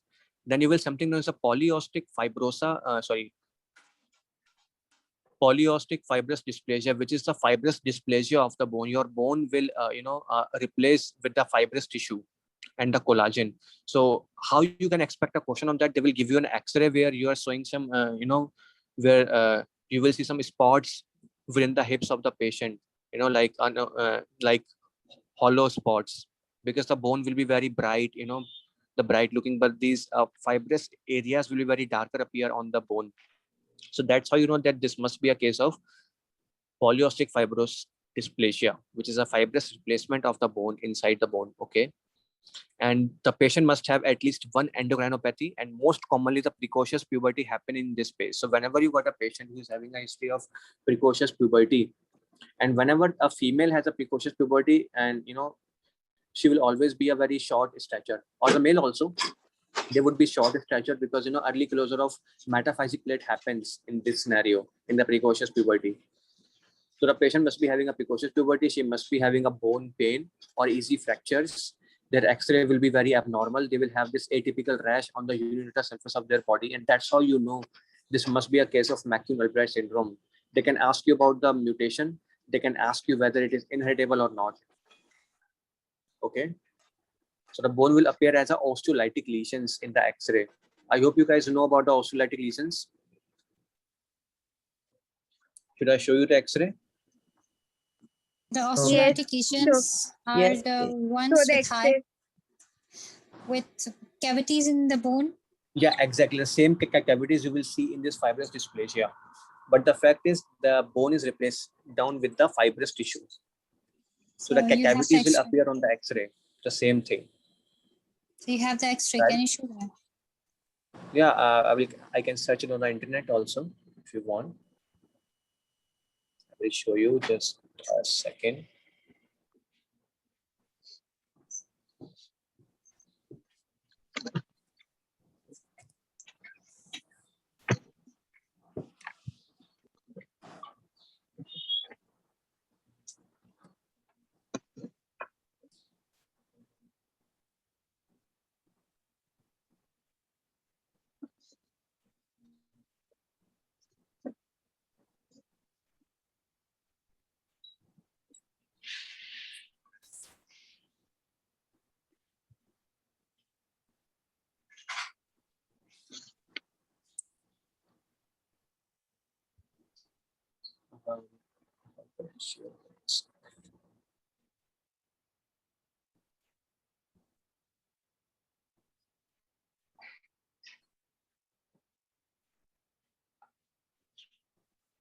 Okay, you can look at here. These are the osteolytic lesions.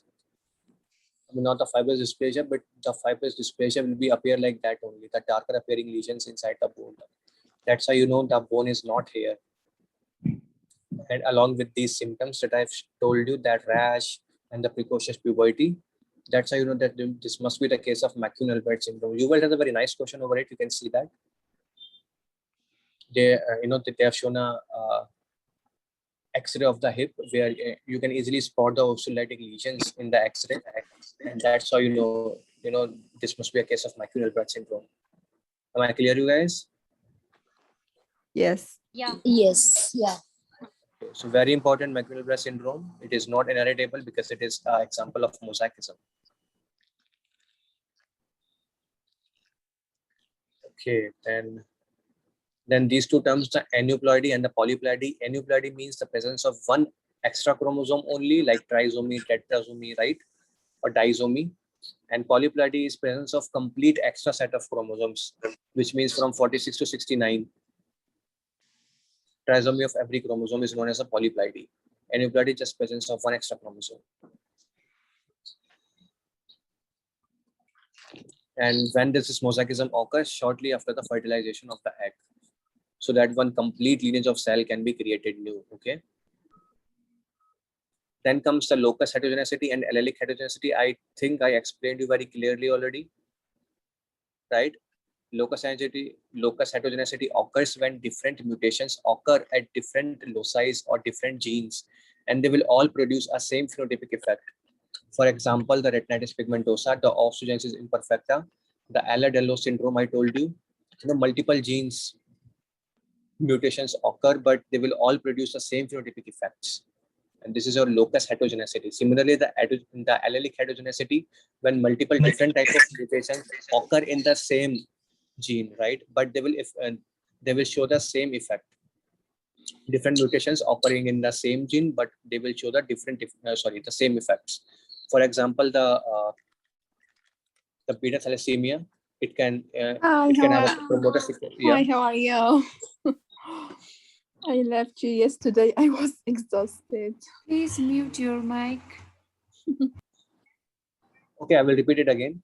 The allelic heterogeneity You're gonna occurs. continue, or just because you didn't do the explanation yesterday?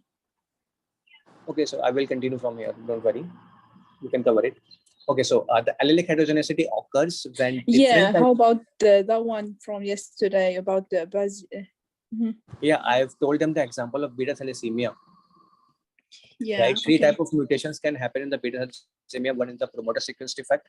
One is the splice site mutation, and one other mutation. But all of these mutations will have the same phenotypic effect, the beta thalassemia, right? So different mutations, but same phenotypic effect. This must be the case of allelic heterogeneity. Okay, similarly, the CFTR mutations is also an example of allelic heterogeneity. Multiple type of mutations occur in the CFTR gene, but they will all have this cystic fibrosis only. So these two examples you can remember, and locus heterogeneity, you can remember the osteogenesis imperfecta, the Ehlers-Danlos syndrome, the retinitis pigmentosa, and the albinism. In locus heterogeneity, we have different loci. In allelic Different loci mean different genes. Different genes. So in retinitis pigmentosa, there are different genes involved. Yeah, exactly. Multiple type of genes, multiple type of mutations, but all have a same phenotypic effect. And in allelic heterogeneity, it's just the same gene but different mutations. Single gene. Exactly. Same gene, different mutations. Like when you said the promoter site mutation of beta thalassemia, the gene is same. The splice site mutation, the gene is same, but the location within the gene is different. Yeah, exactly. The type of mutation is different, right? Okay. Then comes the heteroplasmy, which is basically takes you to the mitochondria. The presence of any mutation in the mutated mitochondria inside a cell is termed as the heteroplasmy. Okay, when you have this normal mitochondria as well as a mutated mitochondria, you will say it is a heteroplasmic case. And the severity of disease depends upon how much mutated mitochondria you are inheriting from the female. As you guys already know that males cannot transfer their mitochondria to the fetus. Only the females can transfer their mitochondria. So this heteroplasmy is totally dependent upon the females. Whenever a female is affected, all of their offsprings are affected. When the male is affected, no offspring would be affected, right? And the severity of the disease is totally dependent upon how much mutated mitochondria you are inheriting, right? You should know about this heteroplasmic term. Whenever you encounter a disease, which is a mitochondrial related disease, for example, Leber's hereditary optic neuropathy, Mela syndrome, or the Raynaud fiber syndrome. These three disorders, we will encounter them later here in this. I think in the next page, you will hear that this heteroplasmy. They will ask you a question, what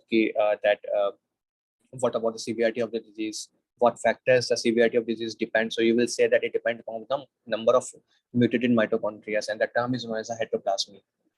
Okay. And then comes the uniparental disomy, which is basically when single parents transferred both the chromosomes.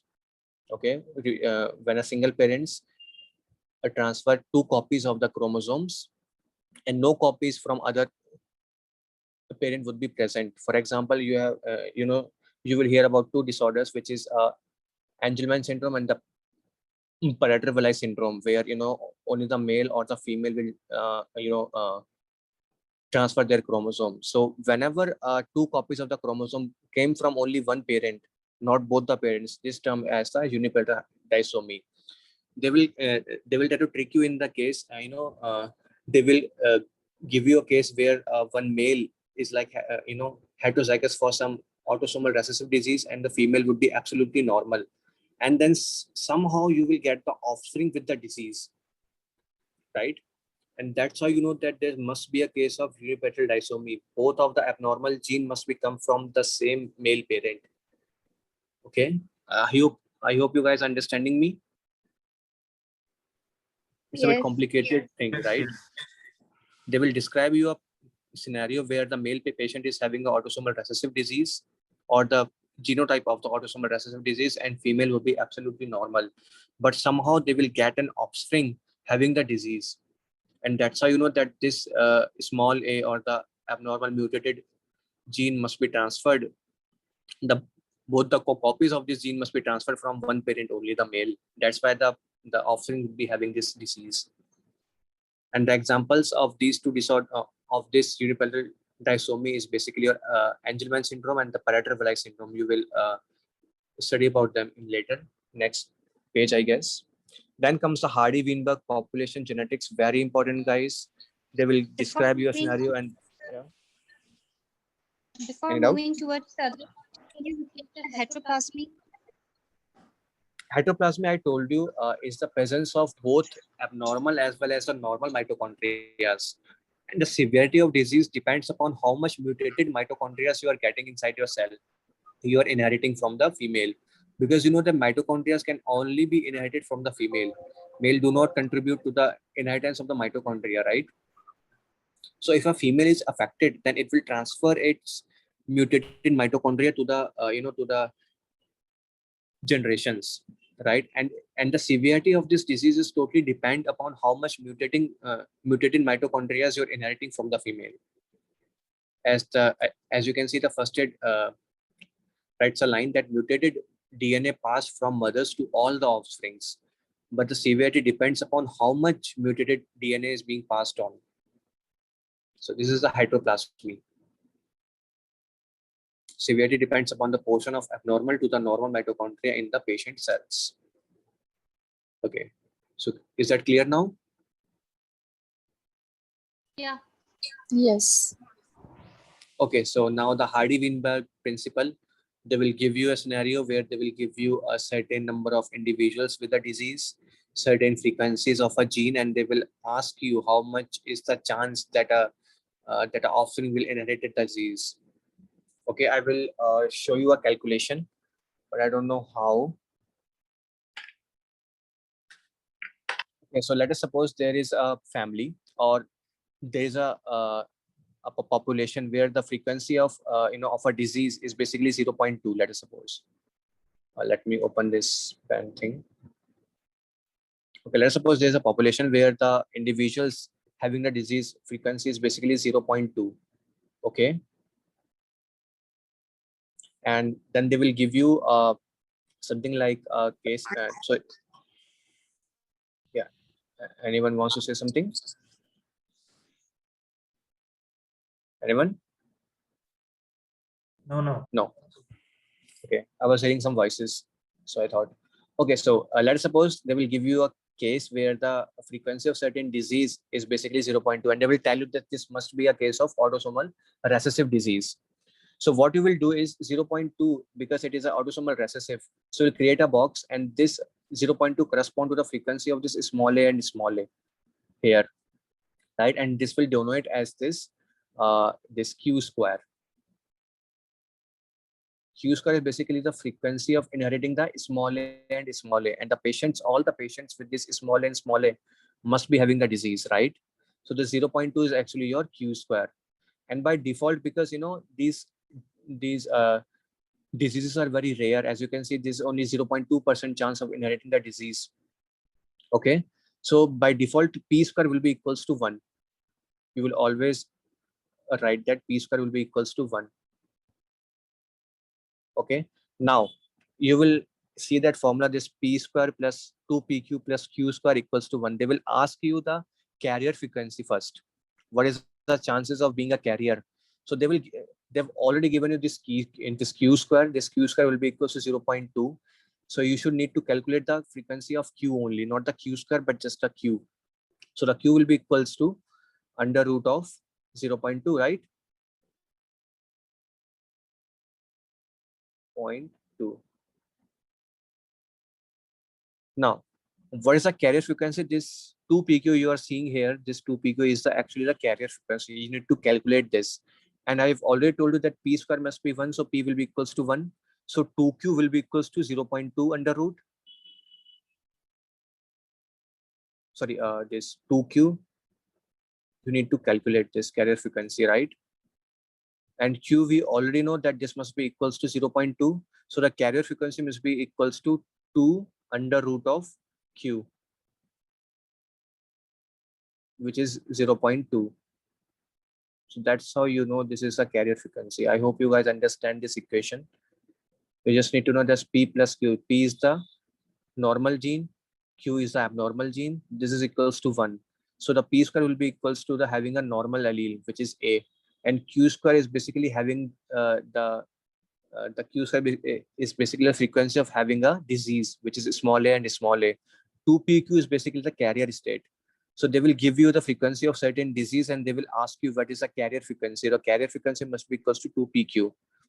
With the help of frequency of the disease, you will first calculate the Q, which is a small a allele, and then you will calculate the 2Q, which is 2 under root of this thing. Okay, so understand the calculation, guys? Yes.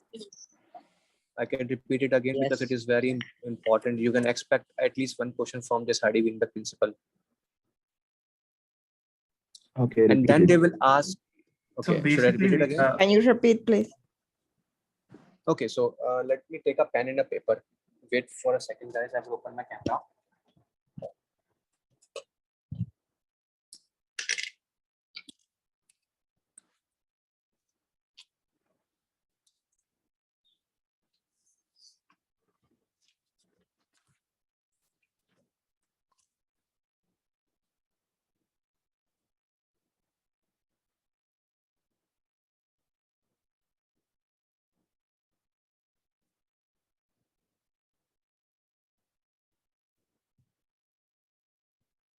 My video is visible or not, guys?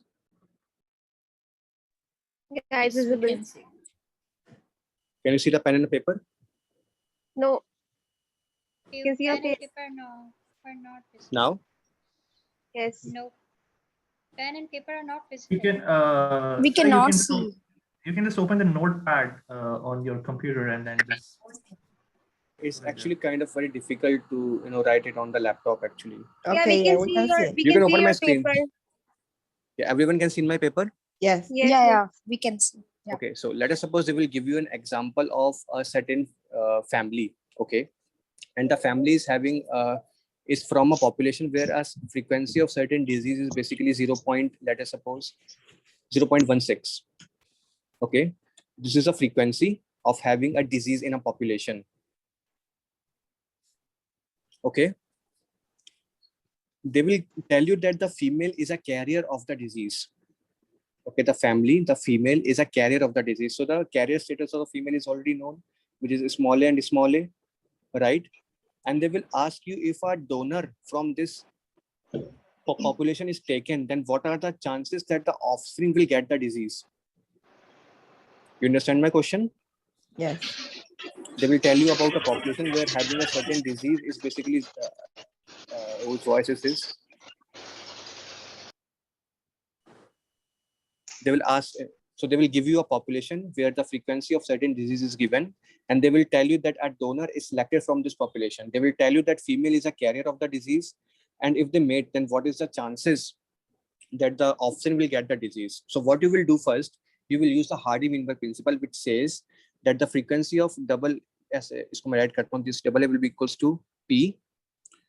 This is basically your 2PQ, and this, sorry, it is P square, and this small a will be equals to this Q square, right? So they have given you the frequency of the disease, which means the Q square, because having a disease means you are having this genotype, right? So what they have given you this Q square already. So Q square will be equals to this 0.16. Okay. So now you need to calculate what are the frequency of having allele small a, or the Q. That will be equals to under root of 0.16 or 0.04, right? Okay. So now you got what are the chances of having this Q in a population. Now you need to calculate what are the chances that this donor is actually a carrier of the disease.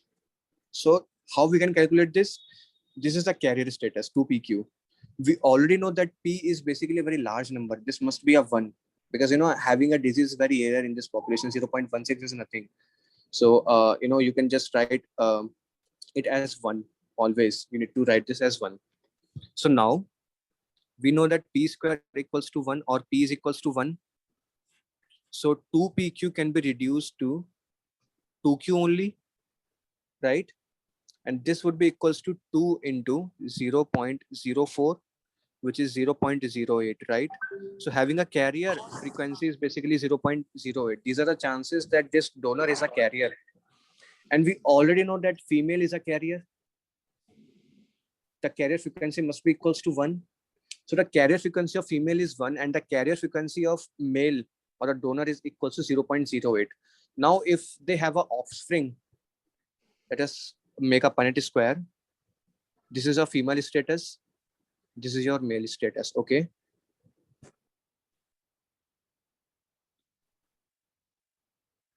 So this is a chance that their offspring will be abnormal or having the phenotypic character, which is 1.4, right? And what is the frequency of having a male as a carrier? This is equals to 0.08. And what is the chances that female is a carrier? This is equals to 1. Now what you will get, what are the chances of offspring being a diseased, is basically 1/4 multiplied by 0.08, which is the chances of male being a carrier, multiplied by 1, which is chances of female being a carrier. This will be equals to 0.02. So they will ask you this question only. This is the hardest question which could be made on this Hardy-Weinberg principle. I hope you guys understand this calculation, right? Just please repeat once more. Okay, so they will describe your population where they have given you a chances of the diseased log. Okay, they will give you that certain disease having a frequency of itna in a population, right? Then they will ask you if a male donor is taken from this population, then what are the chances that offspring of a carrier female and this male donor will be having the disease. So first of all, you need to know if the donor is a carrier or not, right? So you already know that the frequency of being a diseased is 0.16. And when you will get the disease, when you will get the allele small a and small a, which is the Q square actually, or you can write it as A square. Both are same, right? Now you know that the Q square is basically equals to 0.06. And what are the chances of having this A allele? Chances of having this A allele, that is basically Q equals to 0.04 after the under root of 0.16, right? Now you need to know the carrier status, and I've already told you that this 2PQ is being a carrier. The chances of being a carrier is 2PQ. P will always be equals to 1 because, the chances of being normal is almost equals to 100%. So you will always write P equals to Q. So now being a carrier of the disease will be equals to 2Q. So the 2Q will be equals to 2 into 0.04, right? Here, this will be equals to 0.08. So this is the chance that this male donor is a carrier. And what is the chance that this female is a carrier will be equals to 100%. They have given this to you, the 100% chance of being a carrier in the female. So now if you make a Punnett square of these two patients being a carrier, this will be equals to the frequency. This is the chances, 1/4 are the chances for this fetus, to be having the symptoms of the disease, right? And this is 1/4. 1, 2, 3, 4, 4 scenarios are possible, and only one scenario he will having the disease. But what are the chances of male being a carrier? 0.08. What are the chances of female being a carrier? Equals to 1. So you will multiply these carrier status of the father and the mother, and you will get the answer of 0.02. This is the hardest question they can make on this Hardy-Weinberg principle, actually. Thank you, sir. Okay. Anyone want me to repeat it again?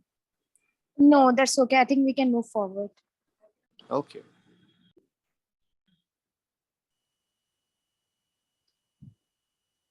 Okay, so please be careful with this Hardy-Weinberg principle. You can surely expect at least one question from this part. Okay, let's move forward. And yeah, one more thing for the X-linked diseases, for the X-linked diseases, if the male is basically having the disease, then it is not the Q square, but the Q, because male has only one chromosome, right? One X chromosome. So if a male is having the disease, that doesn't mean that he's having a Q square, he's having a Q. He just need one small a, right, for having a disease. So it is not Q square, but just a Q. So if they give you a frequency of disease in a population and they tell you that it is an X-linked disease, so that this disease frequency is equals to Q. And now you can check the carrier status of a female by applying this formula 2PQ, where Q equals to the number of patients having the disease, or the frequency of patients having the disease, right? So be careful about that. You will get some questions in the UWorld, then you will have a better idea of how this thing works. Okay. Then the disorders of the imprinting. What is imprinting, guys? I told you in the last lecture, in the very first page, about this methylation, right? Yeah, So the gene copies get silenced. Yeah, the gene Because copy of the gets silenced, and that methylation. is done by Because the of the methylation. methylation. Where does the Yeah. methylation takes place? It can be On the DNA cytosine. methylation. Oh yeah. On the cytosine, right? Yeah. So now this is the practical implementation of this methylation, actually. So what you will see, these two syndromes, the Prader-Willi syndrome. Yeah. It was cytosine and guanine, or not only cytosine? Yeah, cytosine. Cytosine and adenine for the prokaryotes, and only cytosine for the eukaryotes. Okay. Can you repeat now, what takes takes place? Okay, so methylation of, or the imprinting, will takes place on the cytosine in the eukaryotes, and on the cytosine as well as adenine in the prokaryotes. Okay, thank you. That's what I was saying. Okay. Now, the Prader-Willi and the Angelman syndrome both takes place in this chromosome number 15. You should know the chromosome number, very important. Now you should know on this chromosome there is one gene which is silenced in the male,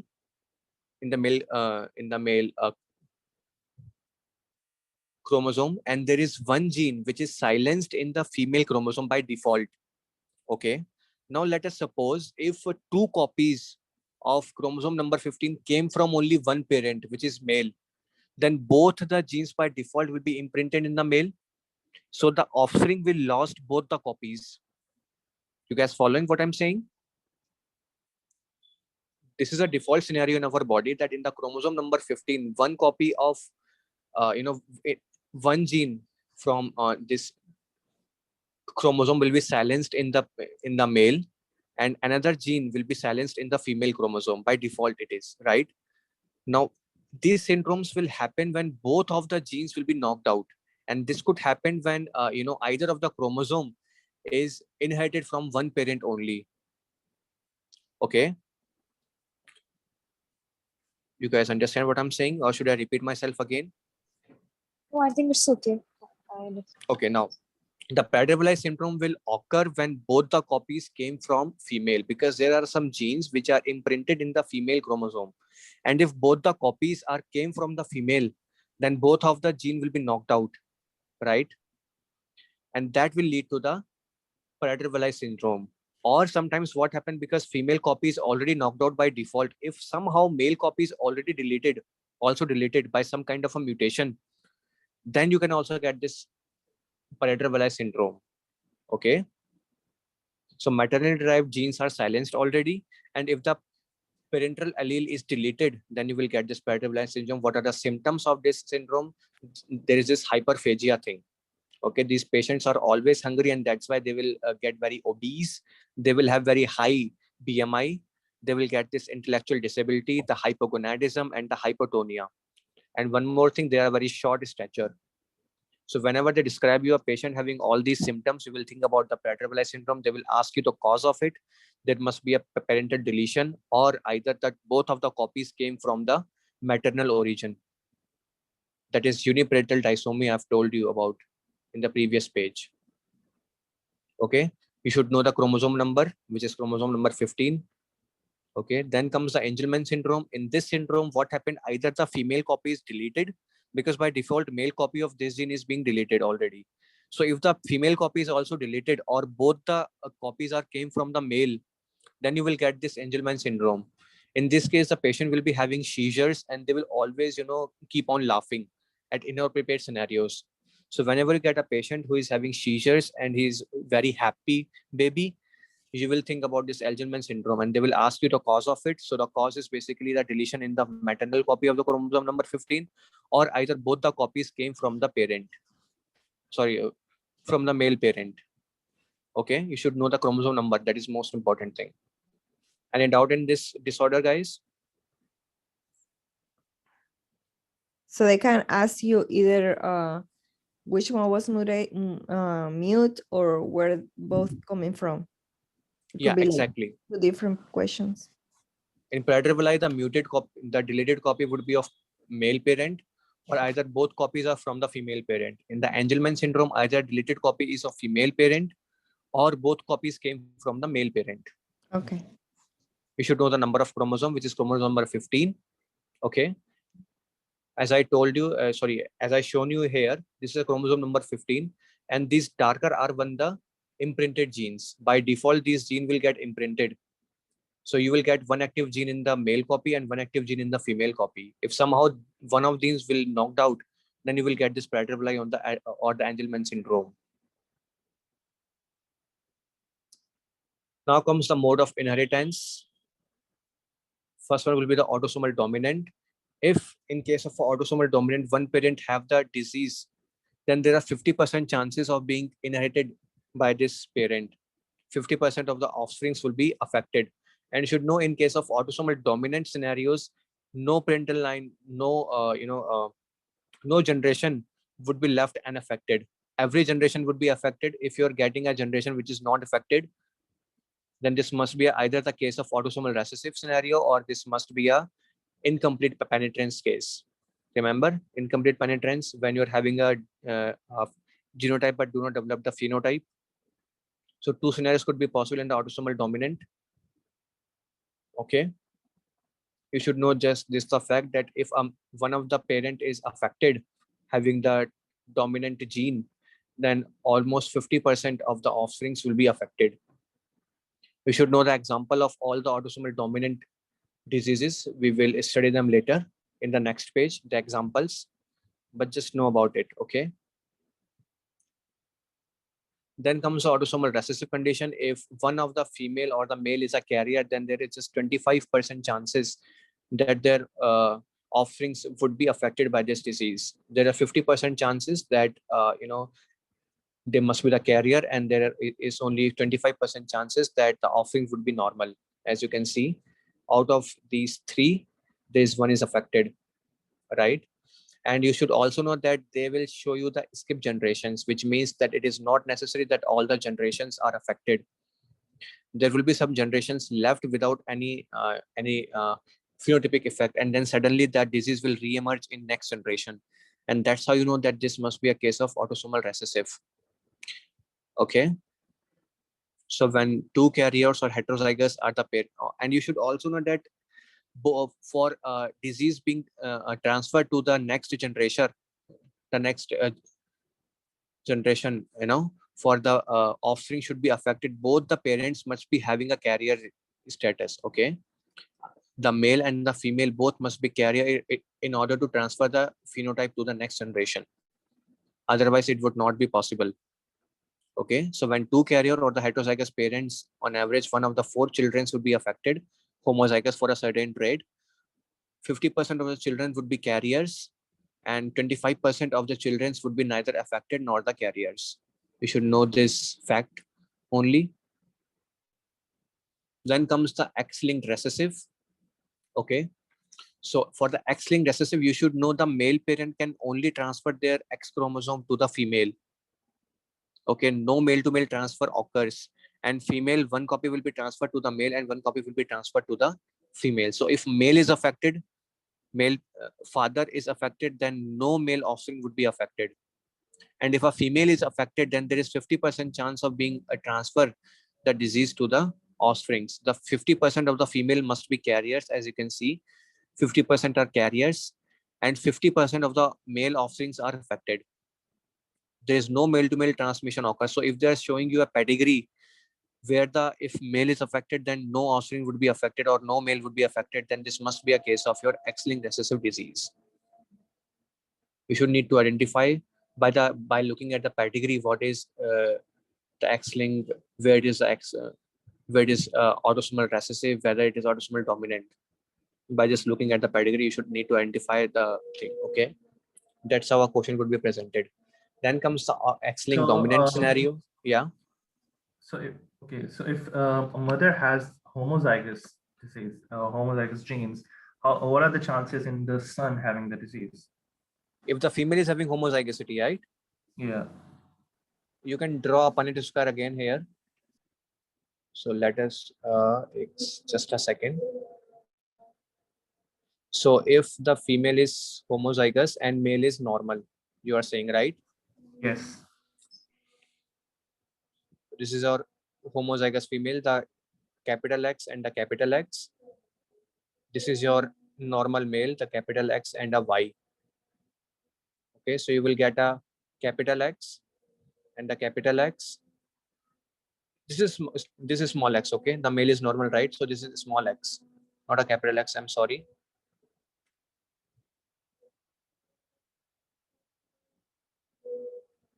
The male is normal. Small x is normal, and big X is meaning you are having a defective gene. Okay, so small x. So capital X, small x means a carrier female. Again, a big X, capital X, and a small x, which means again a carrier female. So there are 100% chance that female must be carrier, as you can see. Male, there are 100% chance that male must be affected with the disease. Male must be having a phenotypic trait of the disease. Okay, as you can see, both the males are affected. Right? Okay. So that's how you can draw a Punnett square, and you can identify the chances of being a carrier of the disease, or chances of being affected with the disease, chances of being the normal. They will ask you to calculate it. They will give you a family history of certain disease. You need to identify whether the disease is having a carrier status or not. Excuse be me. Careful. Yeah. Hello. Can you tell me about the incomplete penetrance and the relevant pedigree? Yeah, I was talking about it. If you get an autosomal dominant scenario, for example, and you are sure that this disease is an autosomal dominant because multiple generations are affected, but somehow you will get a skip generation. Somehow one generation would left unaffected, and then again the next generation would started having the disease, and almost 50% of the offsprings are affected with the disease. That's how this must be a case of autosomal dominant disease with less than 100% penetrance or the incomplete penetrance, right? So you should know in this scenario, you should be able to differentiate between the autosomal recessive and the autosomal dominant with incomplete penetrance, because it will look like same. almost. But in autosomal recessive, you will get only 1 or 2 generations affected. But in autosomal dominant with incomplete penetrance, you will get only 1 or 2 generations left unaffected. Rest all the generations would be affected continuously. Okay, thank you. Class में में चली charge कोनो phone. So the skip generations are because of the Charge incomplete कोनो phone. penetrance. I'm hearing multiple voices. It's me, Cameron. I'm asking. Someone please mute your mic, please. Neha, can you please mute your mic? Yeah, I have a question, and that is the skip generations are because of incomplete penetrance, right? Yeah, exactly. Skip generations. Yeah, exactly.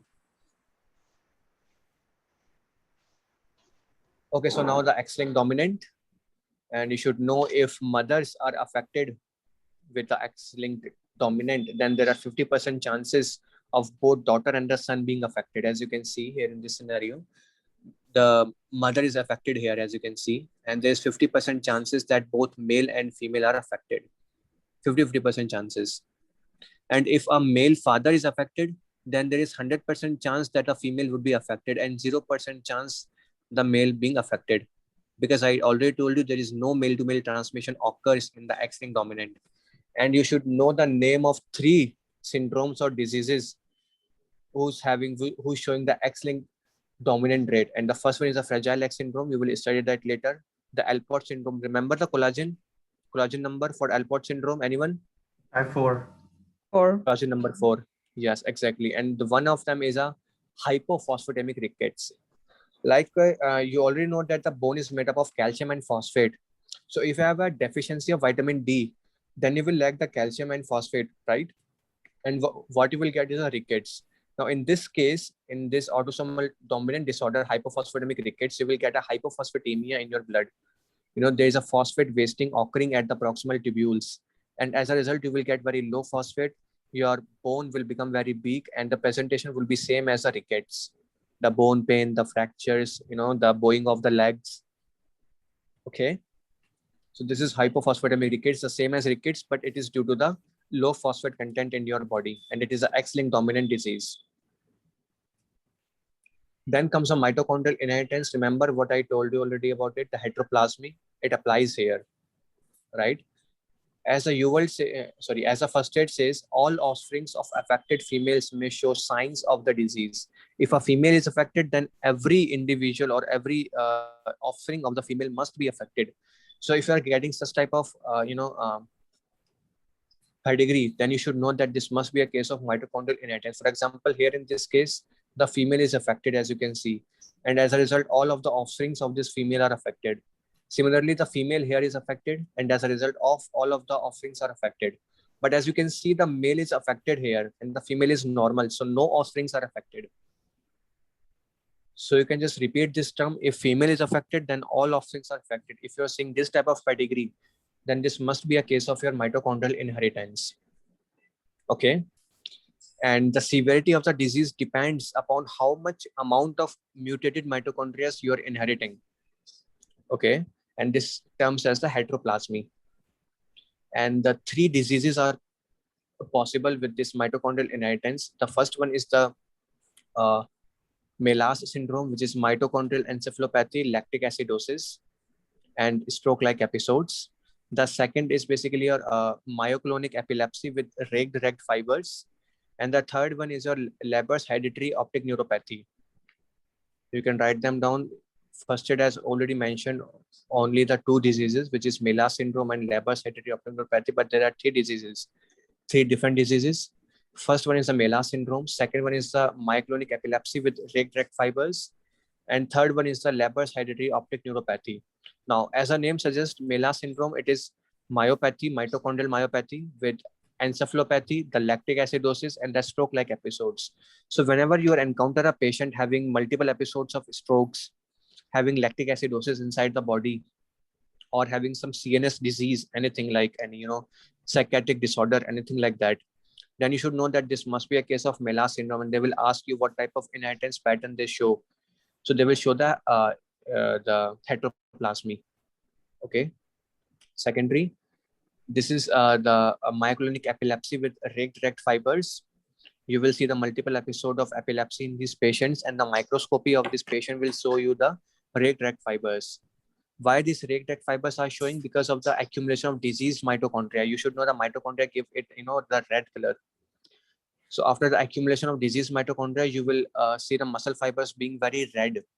So they will write this term, this raked red fibers, and that's why you should, this must be a case of mitochondrial inheritance. And they will ask you where these mitochondria are being accumulated. Then this is the subsarcolemma of the muscle fiber. And they will give you a strain for staining these red fibers. And this is a Gomori trichome stain they will use for muscle staining.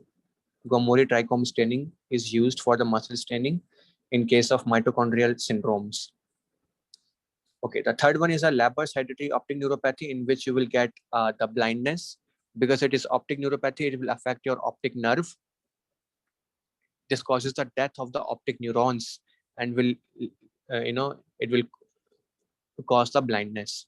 So we'll describe you a scenario where the patient is having a blindness, and on the, on the fundus view, what you will see is the pale optic disc. Whenever they tell you about something like that, this pale optic disc, there must be a case of optic neuropathy. This is how they describe the optic neuropathy, the pale optic disc. Okay, so whenever you encounter a patient having a bilateral vision loss and a pale optic disc, you should know that there is a, and along with having symptoms like these myopathies, like myopathy, muscle pain, having some sinus diseases, having some raked red fibers, or something about the Gomori trichome staining, or some epilepsy thing. So that's how you know this must be a case of mitochondrial inheritance, and the heteroplasmy should come into your mind. And they can also ask you that what kind of functions must be affected. So you should know that some of the tRNAs and rRNAs are also made up in the mitochondria. Okay, so some of the tRNAs must be lost, their functions might be affected, and now you also know that the oxidative phosphorylation runs in the mitochondria, right? So because of these mutated mitochondria, your oxidative phosphorylation is lost, and that's why you are getting this lactic acidosis inside the body. Okay, and as you know, whenever there is a lactic acidosis happens, the first organ will be affected will be the organ which utilizes more oxygen. And because this organ is not utilizing oxygen now, you will get the symptoms. For example, the brain, it requires so much oxygen at a time, but there's just deficiency of it. So you will get the serious diseases like strokes and some epilepsy and other things. Any doubt in it, guys? It is so much important to know. Because brain uses a lot of oxygen, that's why you said that the central nervous system will be more affected. As you can see, and I have oxidative read it down. phosphorylation is affected Is lost it's because mitochondria lost. are mutated. Yes, and what is the impact of tRNA, rRNA in the manifestation? There is no Because manifestation. there might be some, because you're having some, they're having a lot of symptoms, right? And some of them might be due to the tRNA, because of the fact that tRNA is involved in the protein synthesis. You are losing the protein synthesis to some extent, but not much effect, but yeah, some effect.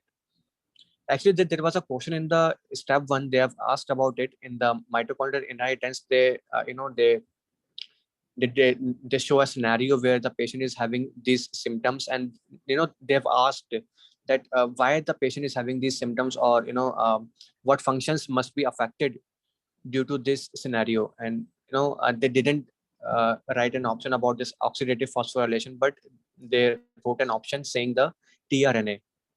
So that's why I have mentioned about this tRNA thing, because tRNA is affected in this mitochondrial inheritance thing. Not just the oxidative phosphorylation, but tRNAs are also affected. So you must know this fact. Question.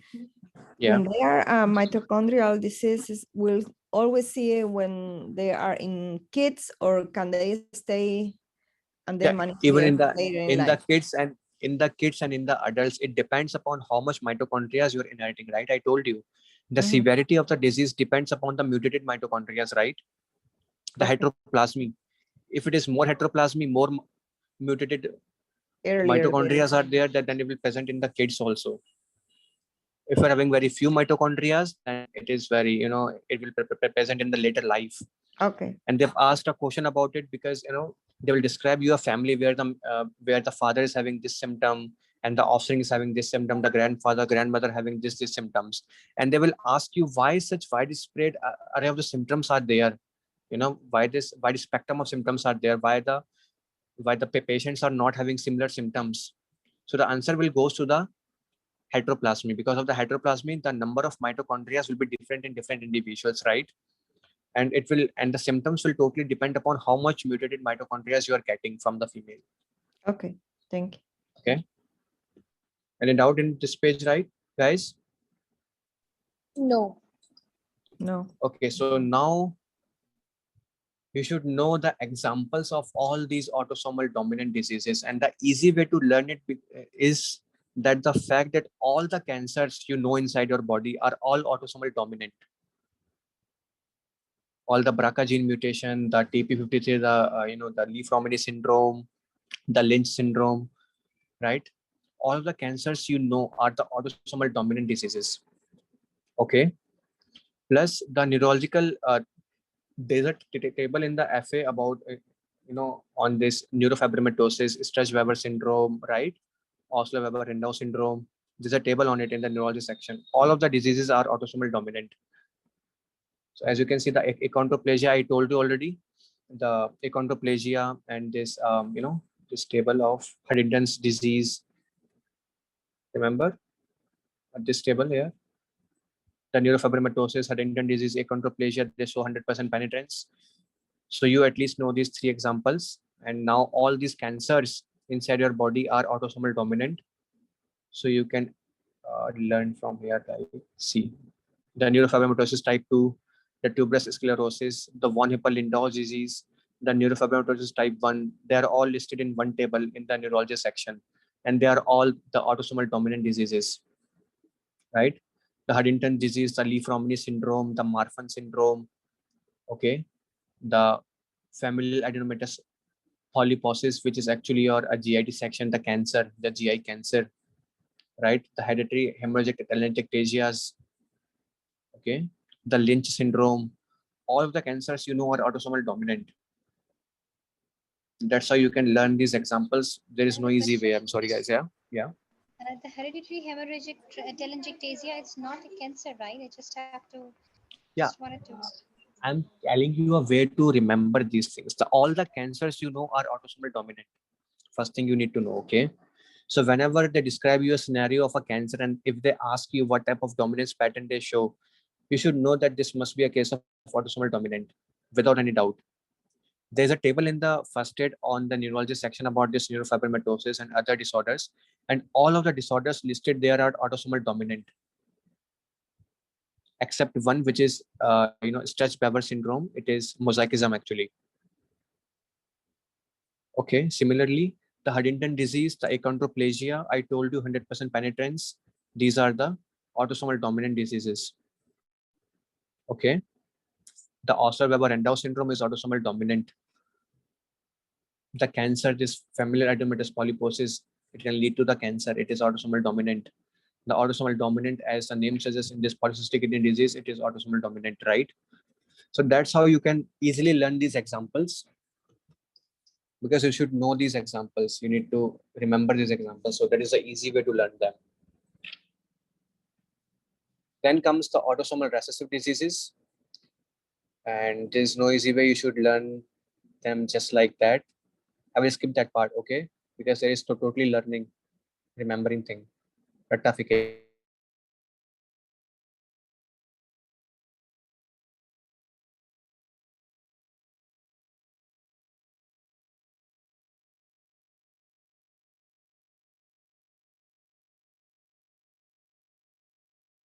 Yeah, Okay, now the cystic fibrosis. Okay, so cystic fibrosis is basically a mutation in the CFTR gene, which is located in the chromosome number 7. It is an autosomal recessive disease, as the name suggests, okay? And you should know where the deletion occur. It is phenylalanine 508 position. Phenylalanine 508th position, the mutation occur here. And likewise, I told you that multiple sites of these genes could be affected by the mutation. And that's why it is an example of allelic heterogeneity. Yes. Yeah. Okay. there are more than 100 type of variants of cystic fibrosis exist. More than 100 type of mutations have been identified on the cystic fibrosis, and all of them are on the CFTR gene on the chromosome number 7. So this is an example of allelic heterogeneity. Now you should know that CFTR encodes for an ATP gated chlorine channel. Okay, you should know that there are some channels inside your body, which transfer the chlorine out of the cell or inside the cell depending upon the location. Okay, when we talk about the respiratory system, okay, then this chlorine must be exported out of the cell. But when we talk about the GI tract, then this chlorine must be absorbed in the GI tract through these channels. But what happens is, because CFTR is lost now, so the chlorine will remain trapped inside the cell and cannot go outward. And as a result, to maintain the electrical neutrality into the cell, the sodium and water will rush into the cell, okay, making all these mucus and your secretory products very dehydrated. And as a result, you will having all these symptoms in the cystic fibrosis due to these dehydrated, very hard products of the secretions. It will causing the duct blockages, and due to these duct blockages, you are having these symptoms. We will study about them later in these paragraphs. So you must know what kind of mutation is most common type. So the most common type mutation is a misfolded protein, where the protein just retained in the rough endoplasmic reticulum and cannot transport it into the cell membrane, because you know that the chlorine channels are present in the cell membrane, right? So due to this misfolding of the protein, mishandling of the protein will remain in the rough endoplasmic reticulum and cannot go to the cell membrane, and as a result, the channels are lost. The chlorine will be trapped inside the cell, and as a result, intracellular chlorine will leads to the increase in the sodium absorption and as well as the water absorption. And this leads to the dehydration of the mucuses and all secretions inside your body. Okay, like stools, your mucus, your pancreatic secretions, your lung secretions, your liver secretions, your bile secretions, everything will become very thick and very hard, that it will lead to the duct blockage. And all the symptoms you are facing in the cystic fibrosis are due to this fact that it is causing the duct blockage. Okay, now because sodium is being reabsorbed into the cell, it will causing more negative transepithelial potential difference, more negative potential around the cell membrane. Okay, and because every sodium inside your body is being delivered inside the cell, what you will get is a hyponatremia. So the one of the treatment of the cystic fibrosis is giving the patient too much salt, sodium chloride, so that hyponatremia could be treated. Okay, and due to this hyponatremia, one of the common symptoms you will get is very lethargia, lethargy, this nausea, this CNS symptoms like drowsiness, very weakness you will get. Okay, so this is the pathophysiology of this cystic fibrosis. Now, how will you diagnose the disease? Because I already told you that two type of channels are exist depending upon the location. For example, in your lungs and respiratory tract, the chlorine will be secreted out of the cell through these channels. And in your GI tract, the chlorine is absorbed into the cell through these channels. Okay, and likewise your sweat. In your sweat, the chlorine is basically absorbed into the cell before the sweat is take place. Okay, so what you will do, you will do the pilocarpine test. Now you should know the pilocarpine is basically a muscarinic agonist. What it will do, it will inducing the sweating. It will induces the sweating, and as a result, you will check the chlorine content inside the sweat.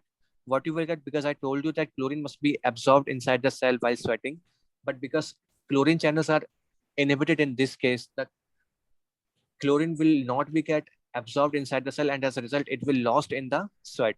So you will get a very high concentration of chlorine in the sweat, and that's how you know the patient might be having the cystic fibrosis. Secondarily, because I told you that all of the sodium will get reabsorbed, so you will get the hyponatremia, and water will always follow the sodium. So what you will get a alkalosis and a contraction. Remember, the RAS system will get activated because of low sodium delivery. And what it will cause? It will cause the alkalosis and the hypokalemia also, along with this hyponatremia, because there always going to be a potassium loss along with the sodium loss. Okay, and that's why the FA says the effects are analogous to a patient taking loop diuretics, because you're activating your RAS system because of low sodium in your body. Your RAS will get activated. It will lead to the, yeah. Can you please repeat the link of RAS system here? Okay, so you know the RAS is totally dependent upon the delivery of sodium to the DCT, right? You know that, okay? Because in your whole body, the sodium is absorbed into the cell. There's already a hyponatremia in your body. So a low sodium delivery will be happen in your DCT also. That will lead to the activation of RAS, right? And whenever the RAS is activated, it will lead to the loss of potassium from the body, right?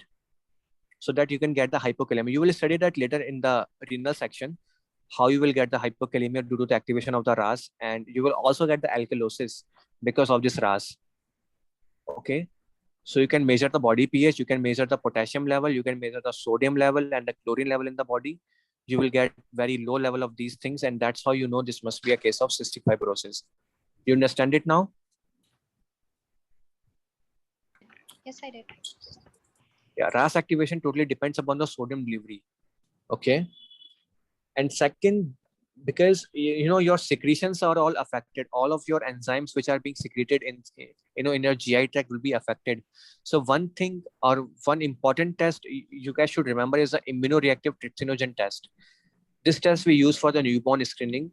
The question stem might show you a case of a patient with cystic fibrosis. They will not tell this is cystic fibrosis. They will show you some symptoms, and they will tell you that this guy is having a immunoreactive a trypsinogen positive, and that's why this must be a case of cystic fibrosis. Okay,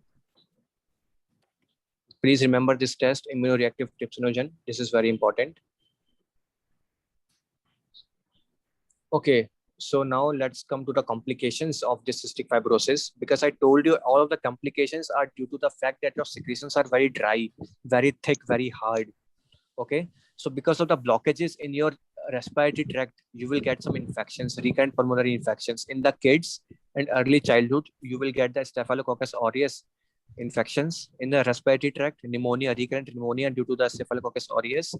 In the adulthood, you will get the pneumonia due to pseudomonas aeruginosa, and you will also get the allergic bronchopulmonary aspergillosis, which is basically a hypersensitive reaction against this fungus, this aspergillosis, a hypersensitive reaction against the aspergillus fungus. So you will get the recurrent attacks of something like asthma attacks, recurrent, without having asthma actually. And ultimately what will happen, because of this recurrent inflammatory attacks, your all these airways will become very dilated, and you will get a chronic bronchitis and the bronchiectasis, which is the dilation of the airways, the bronchiectasis. Okay, you can also see the involvement of the sinuses. You will get recurrent sinusitis. You will get a recurrent otitis media because of thick secretions inside your middle ear cavity and thick secretion inside your sinuses. So guys, you can see that all of the respiratory symptoms are similar to that of this primary ciliary dyskinesia. Remember the Cartagena syndrome? The symptoms are very similar in both of the disorders, right? So how will you differentiate between the two disorders? So the first thing is in the by pancreatic involvement. Yeah. First involvement is the GI symptoms. If you're getting obstruction in the GI passage, or maybe a diarrhea, then you can think of the cystic fibrosis. If they will describe you a patient which is a failure to thrive case, the patient is having very low BMI, he is very having very low height, and a patient with malnutrition, then you must think about the cystic fibrosis, because failure to thrive is not present in case of this the Cartagena syndrome. Okay, so the two things, one is basically the GI symptoms, and second is the failure to thrive. These two things will differentiate the cystic fibrosis from the Cartagena syndrome. Okay, then because you're losing all your secretions, all your fat, because there is no protein, you need the enzymes to absorb your fat from the GI tract, right? But I already told you that all the enzymes and all the secretions are being very dried and very hard. You cannot get the absorption of fat in your GI tract, and as a result, all these fat soluble vitamins like vitamin A, D, E, and K will be lost from your body. Okay, the pancreatic insufficiency occurs because of these thick secretions in your pancreas. Someone is saying something? It's noise background somewhere.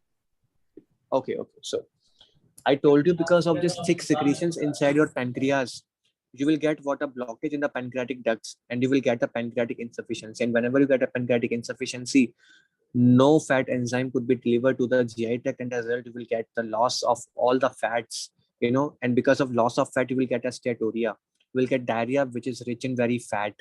You will get the malabsorption of the proteins. You will get the malabsorption of the fat, malabsorption of these fat soluble vitamins, because of the blockage of the biliary duct, you will get the biliary cirrhosis. Because of blockage in the liver, you will get the liver disease. And you will get something known as a meconium ileus. Because of this very hard and thick stool, because there is no water in the stool, your stool become very thick and very dry, very hard. So it will lead to the blockage of the GI tract. And this will cause a very, a pain, constipation in the newborn. So either you get a diarrhea or you get a constipation in case of cystic fibrosis. Constipation with lots and lots of pain and bloatings. Okay. And one of the important thing that is seen in the cystic fibrosis is the infertility due to the absence of vas deferens. Remember, in the Cartnager syndrome, you are getting the infertility because of this immobile sperms, right? But in case of cystic fibrosis, you will get infertility due to the absence of vas deferens. But you should know that spermatogenesis will be absolutely normal. It just your sperms cannot be delivered because of this absence of vas deferens, and that's why you are getting infertility. So it could be a scenario of a male patient who is having, who is having a thing of this infertility, and then you will look upon it, and he will give you the history of recurrent, lung infection or failure to thrive. He will have very low BMI. He will get recurrent diarrheas, and that's how you know this must be a case of cystic fibrosis. Okay. And another thing you will get is the nasal polyps and clubbing of the nails. Because of this bronchiectasis, the CO2 amount in your body will start accumulating very high, right? And you will get very altered, blood vessels inside your lungs. And because of this altered blood vessels, you will get this clubbing of the nail. I will describe you why you get this clubbing in the nails in the respiratory section. But you should just know because of this bronchiectasis and bronchitis, you will get the clubbing of the nails also, because of low oxygen in your blood. Okay. I hope you guys understand why the symptoms are occurring in this cystic fibrosis. Any doubt? Yes. Yeah. What doubt? Excuse me. Because of low oxygen, the clubbing of the nails occurs. Like actually, whenever there is a change in the blood vessels inside your lung happen, it will always lead to the clubbing of the nails. Okay, it is somewhat related to the megakaryocytes actually. It is related to the megakaryocytes actually. Okay. Yeah. Would you repeat that immunoreactive trypsinogen testing? Yeah, in the exam scenario, they will describe you a patient having some symptoms of the cystic fibrosis, and they will tell you that the patient is positive or having an increased immunoreactive trypsinogen. And that's how you should know that if they've given you this buzzword, it's like a buzzword, okay? If they have given you, then you should know that this must be a case of cystic fibrosis. It will help you identifying the disease if they will give you. So you should know about this immunoreactive trypsinogen test, which is used for the cystic fibrosis. Most of us will missed it, I myself, during my preparation, I missed it many times. In my fourth pass of the first year, I came to know that this test exists. So you should know about this test also. You can expect 1 or 2 questions in emboss from this. Okay. So now comes to a treatment of this cystic fibrosis. The first thing is the saline, because you're having very dehydrated secretions from the body. So the first thing you will do is a hypertonic saline. You will increase the tonicity in your extracellular fluid. Okay, that's the first thing. You will give the patient albuterol to dilate your airway so that you can breathe very easily. Okay. The second thing is basically azithromycin, which is used as an anti-inflammatory agent in this case, the cystic fibrosis. And one of the important drug that you use in the cystic fibrosis is ibuprofen. I'm sure most of you guys missed it many times, so you can write it down. Ibuprofen is used for the treatment of cystic fibrosis. It will slow down the progression of the disease. Then because you are losing your pancreatic secretions, pancreatic enzyme, the pancreatic enzyme replacement therapy is also an option. And you should know this pancreatic enzyme replacement therapy must be given orally, not the IV route. Generally, we give whenever we give an enzyme replacement therapy, we'll always give it through the IV route. But here in this case, the pancreatic enzyme therapy will be given oral route. Why? Can anyone tell me? Generally, we give the enzyme. Yeah. We give generally IV because they will be metabolized in our GI. Okay. And why in this scenario? Because we Why the want them oral to route? work in the GI. Because we want the them to enzyme. work in. Because we want them to work in the GI. Yes. Right? That's why. Okay, so now pancreatic enzyme replacement therapy, and there are two drugs, the lumacaftor and the ivacaftor. We also use for the treatment of this disease. You should know the name, lumacaftor and the ivacaftor. Okay, the lumacaftor actually changes the folding of the protein. It will correct some misfolding of the proteins and improve the transport of this CFTR protein to the cell membrane. And the ivacaftor actually helps in opening the chloride channels. Okay. And as you can see, the salt supplementation is also recommended because you are having this hyponatremia thing, right? And you will also get the pancreatitis, a chronic pancreatitis because of the cystic fibrosis. And this chronic pancreatitis leads to the pancreatic insufficiency. You will study that later in the GI section also about this pancreatic insufficiency, the chronic pancreatitis. Because of this blockage of the ducts, your enzymes will get activated inside the ducts also, and this will create some inflammation inside your pancreas. So you should know this fact also. And here in the first aid, they have shown you a diagram of the CFTR channels. As you can see in the sweat ducts, normally the chloride and the sodium get absorbed. But due to this cystic fibrosis, the channels are lost. And as a result, the chlorine and sodium is losing from your body through the sweat. And so that you can measure this content of chlorine and sodium inside your sweat. And if it is increased, it will indicate a cystic fibrosis. In your airways, as you can see, the chlorine must be secreted out of the cells to maintain normal mucus, a hydrated mucus. But due to this loss of channels, the chlorine is trapped inside the cell, and sodium and water will also come inside the cell to maintain the electrical neutrality. And as a result, you will get a dehydrated mucus, which will block your air passages. Okay. So this is about your cystic fibrosis. Any doubt? You have written something regarding octreotide. What you would like to where? say? Octreotide, somatostatin analog. You have written something on the left that. of this page. Yeah, okay. This octreotide. This is a fact actually you need to remember. Octreotide is basically a somatostatin analog, and it is contraindicated in the cystic fibrosis, but because it will aggravate the symptoms.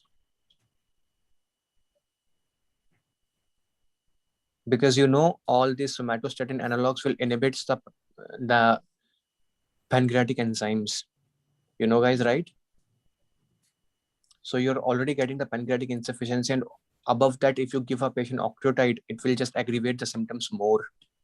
Okay, so this octreotide is basically contraindicated in this scenario.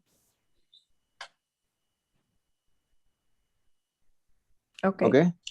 Move forward now. This is a difference between the primary ciliary dyskinesia and the cystic fibrosis symptoms. Okay. The extrapulmonary defects are very important because you will get a sinus invertis in the primary ciliary dyskinesia, but a pancreatic insufficiency in case of cystic fibrosis.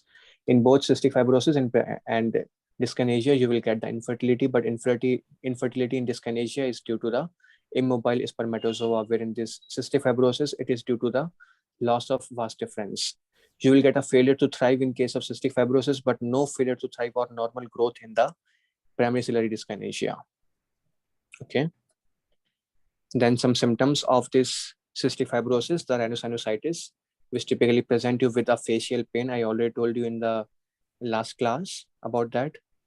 How will you say that patient is having a sinusitis? They will present you with a facial pain and running nose, nasal congestion.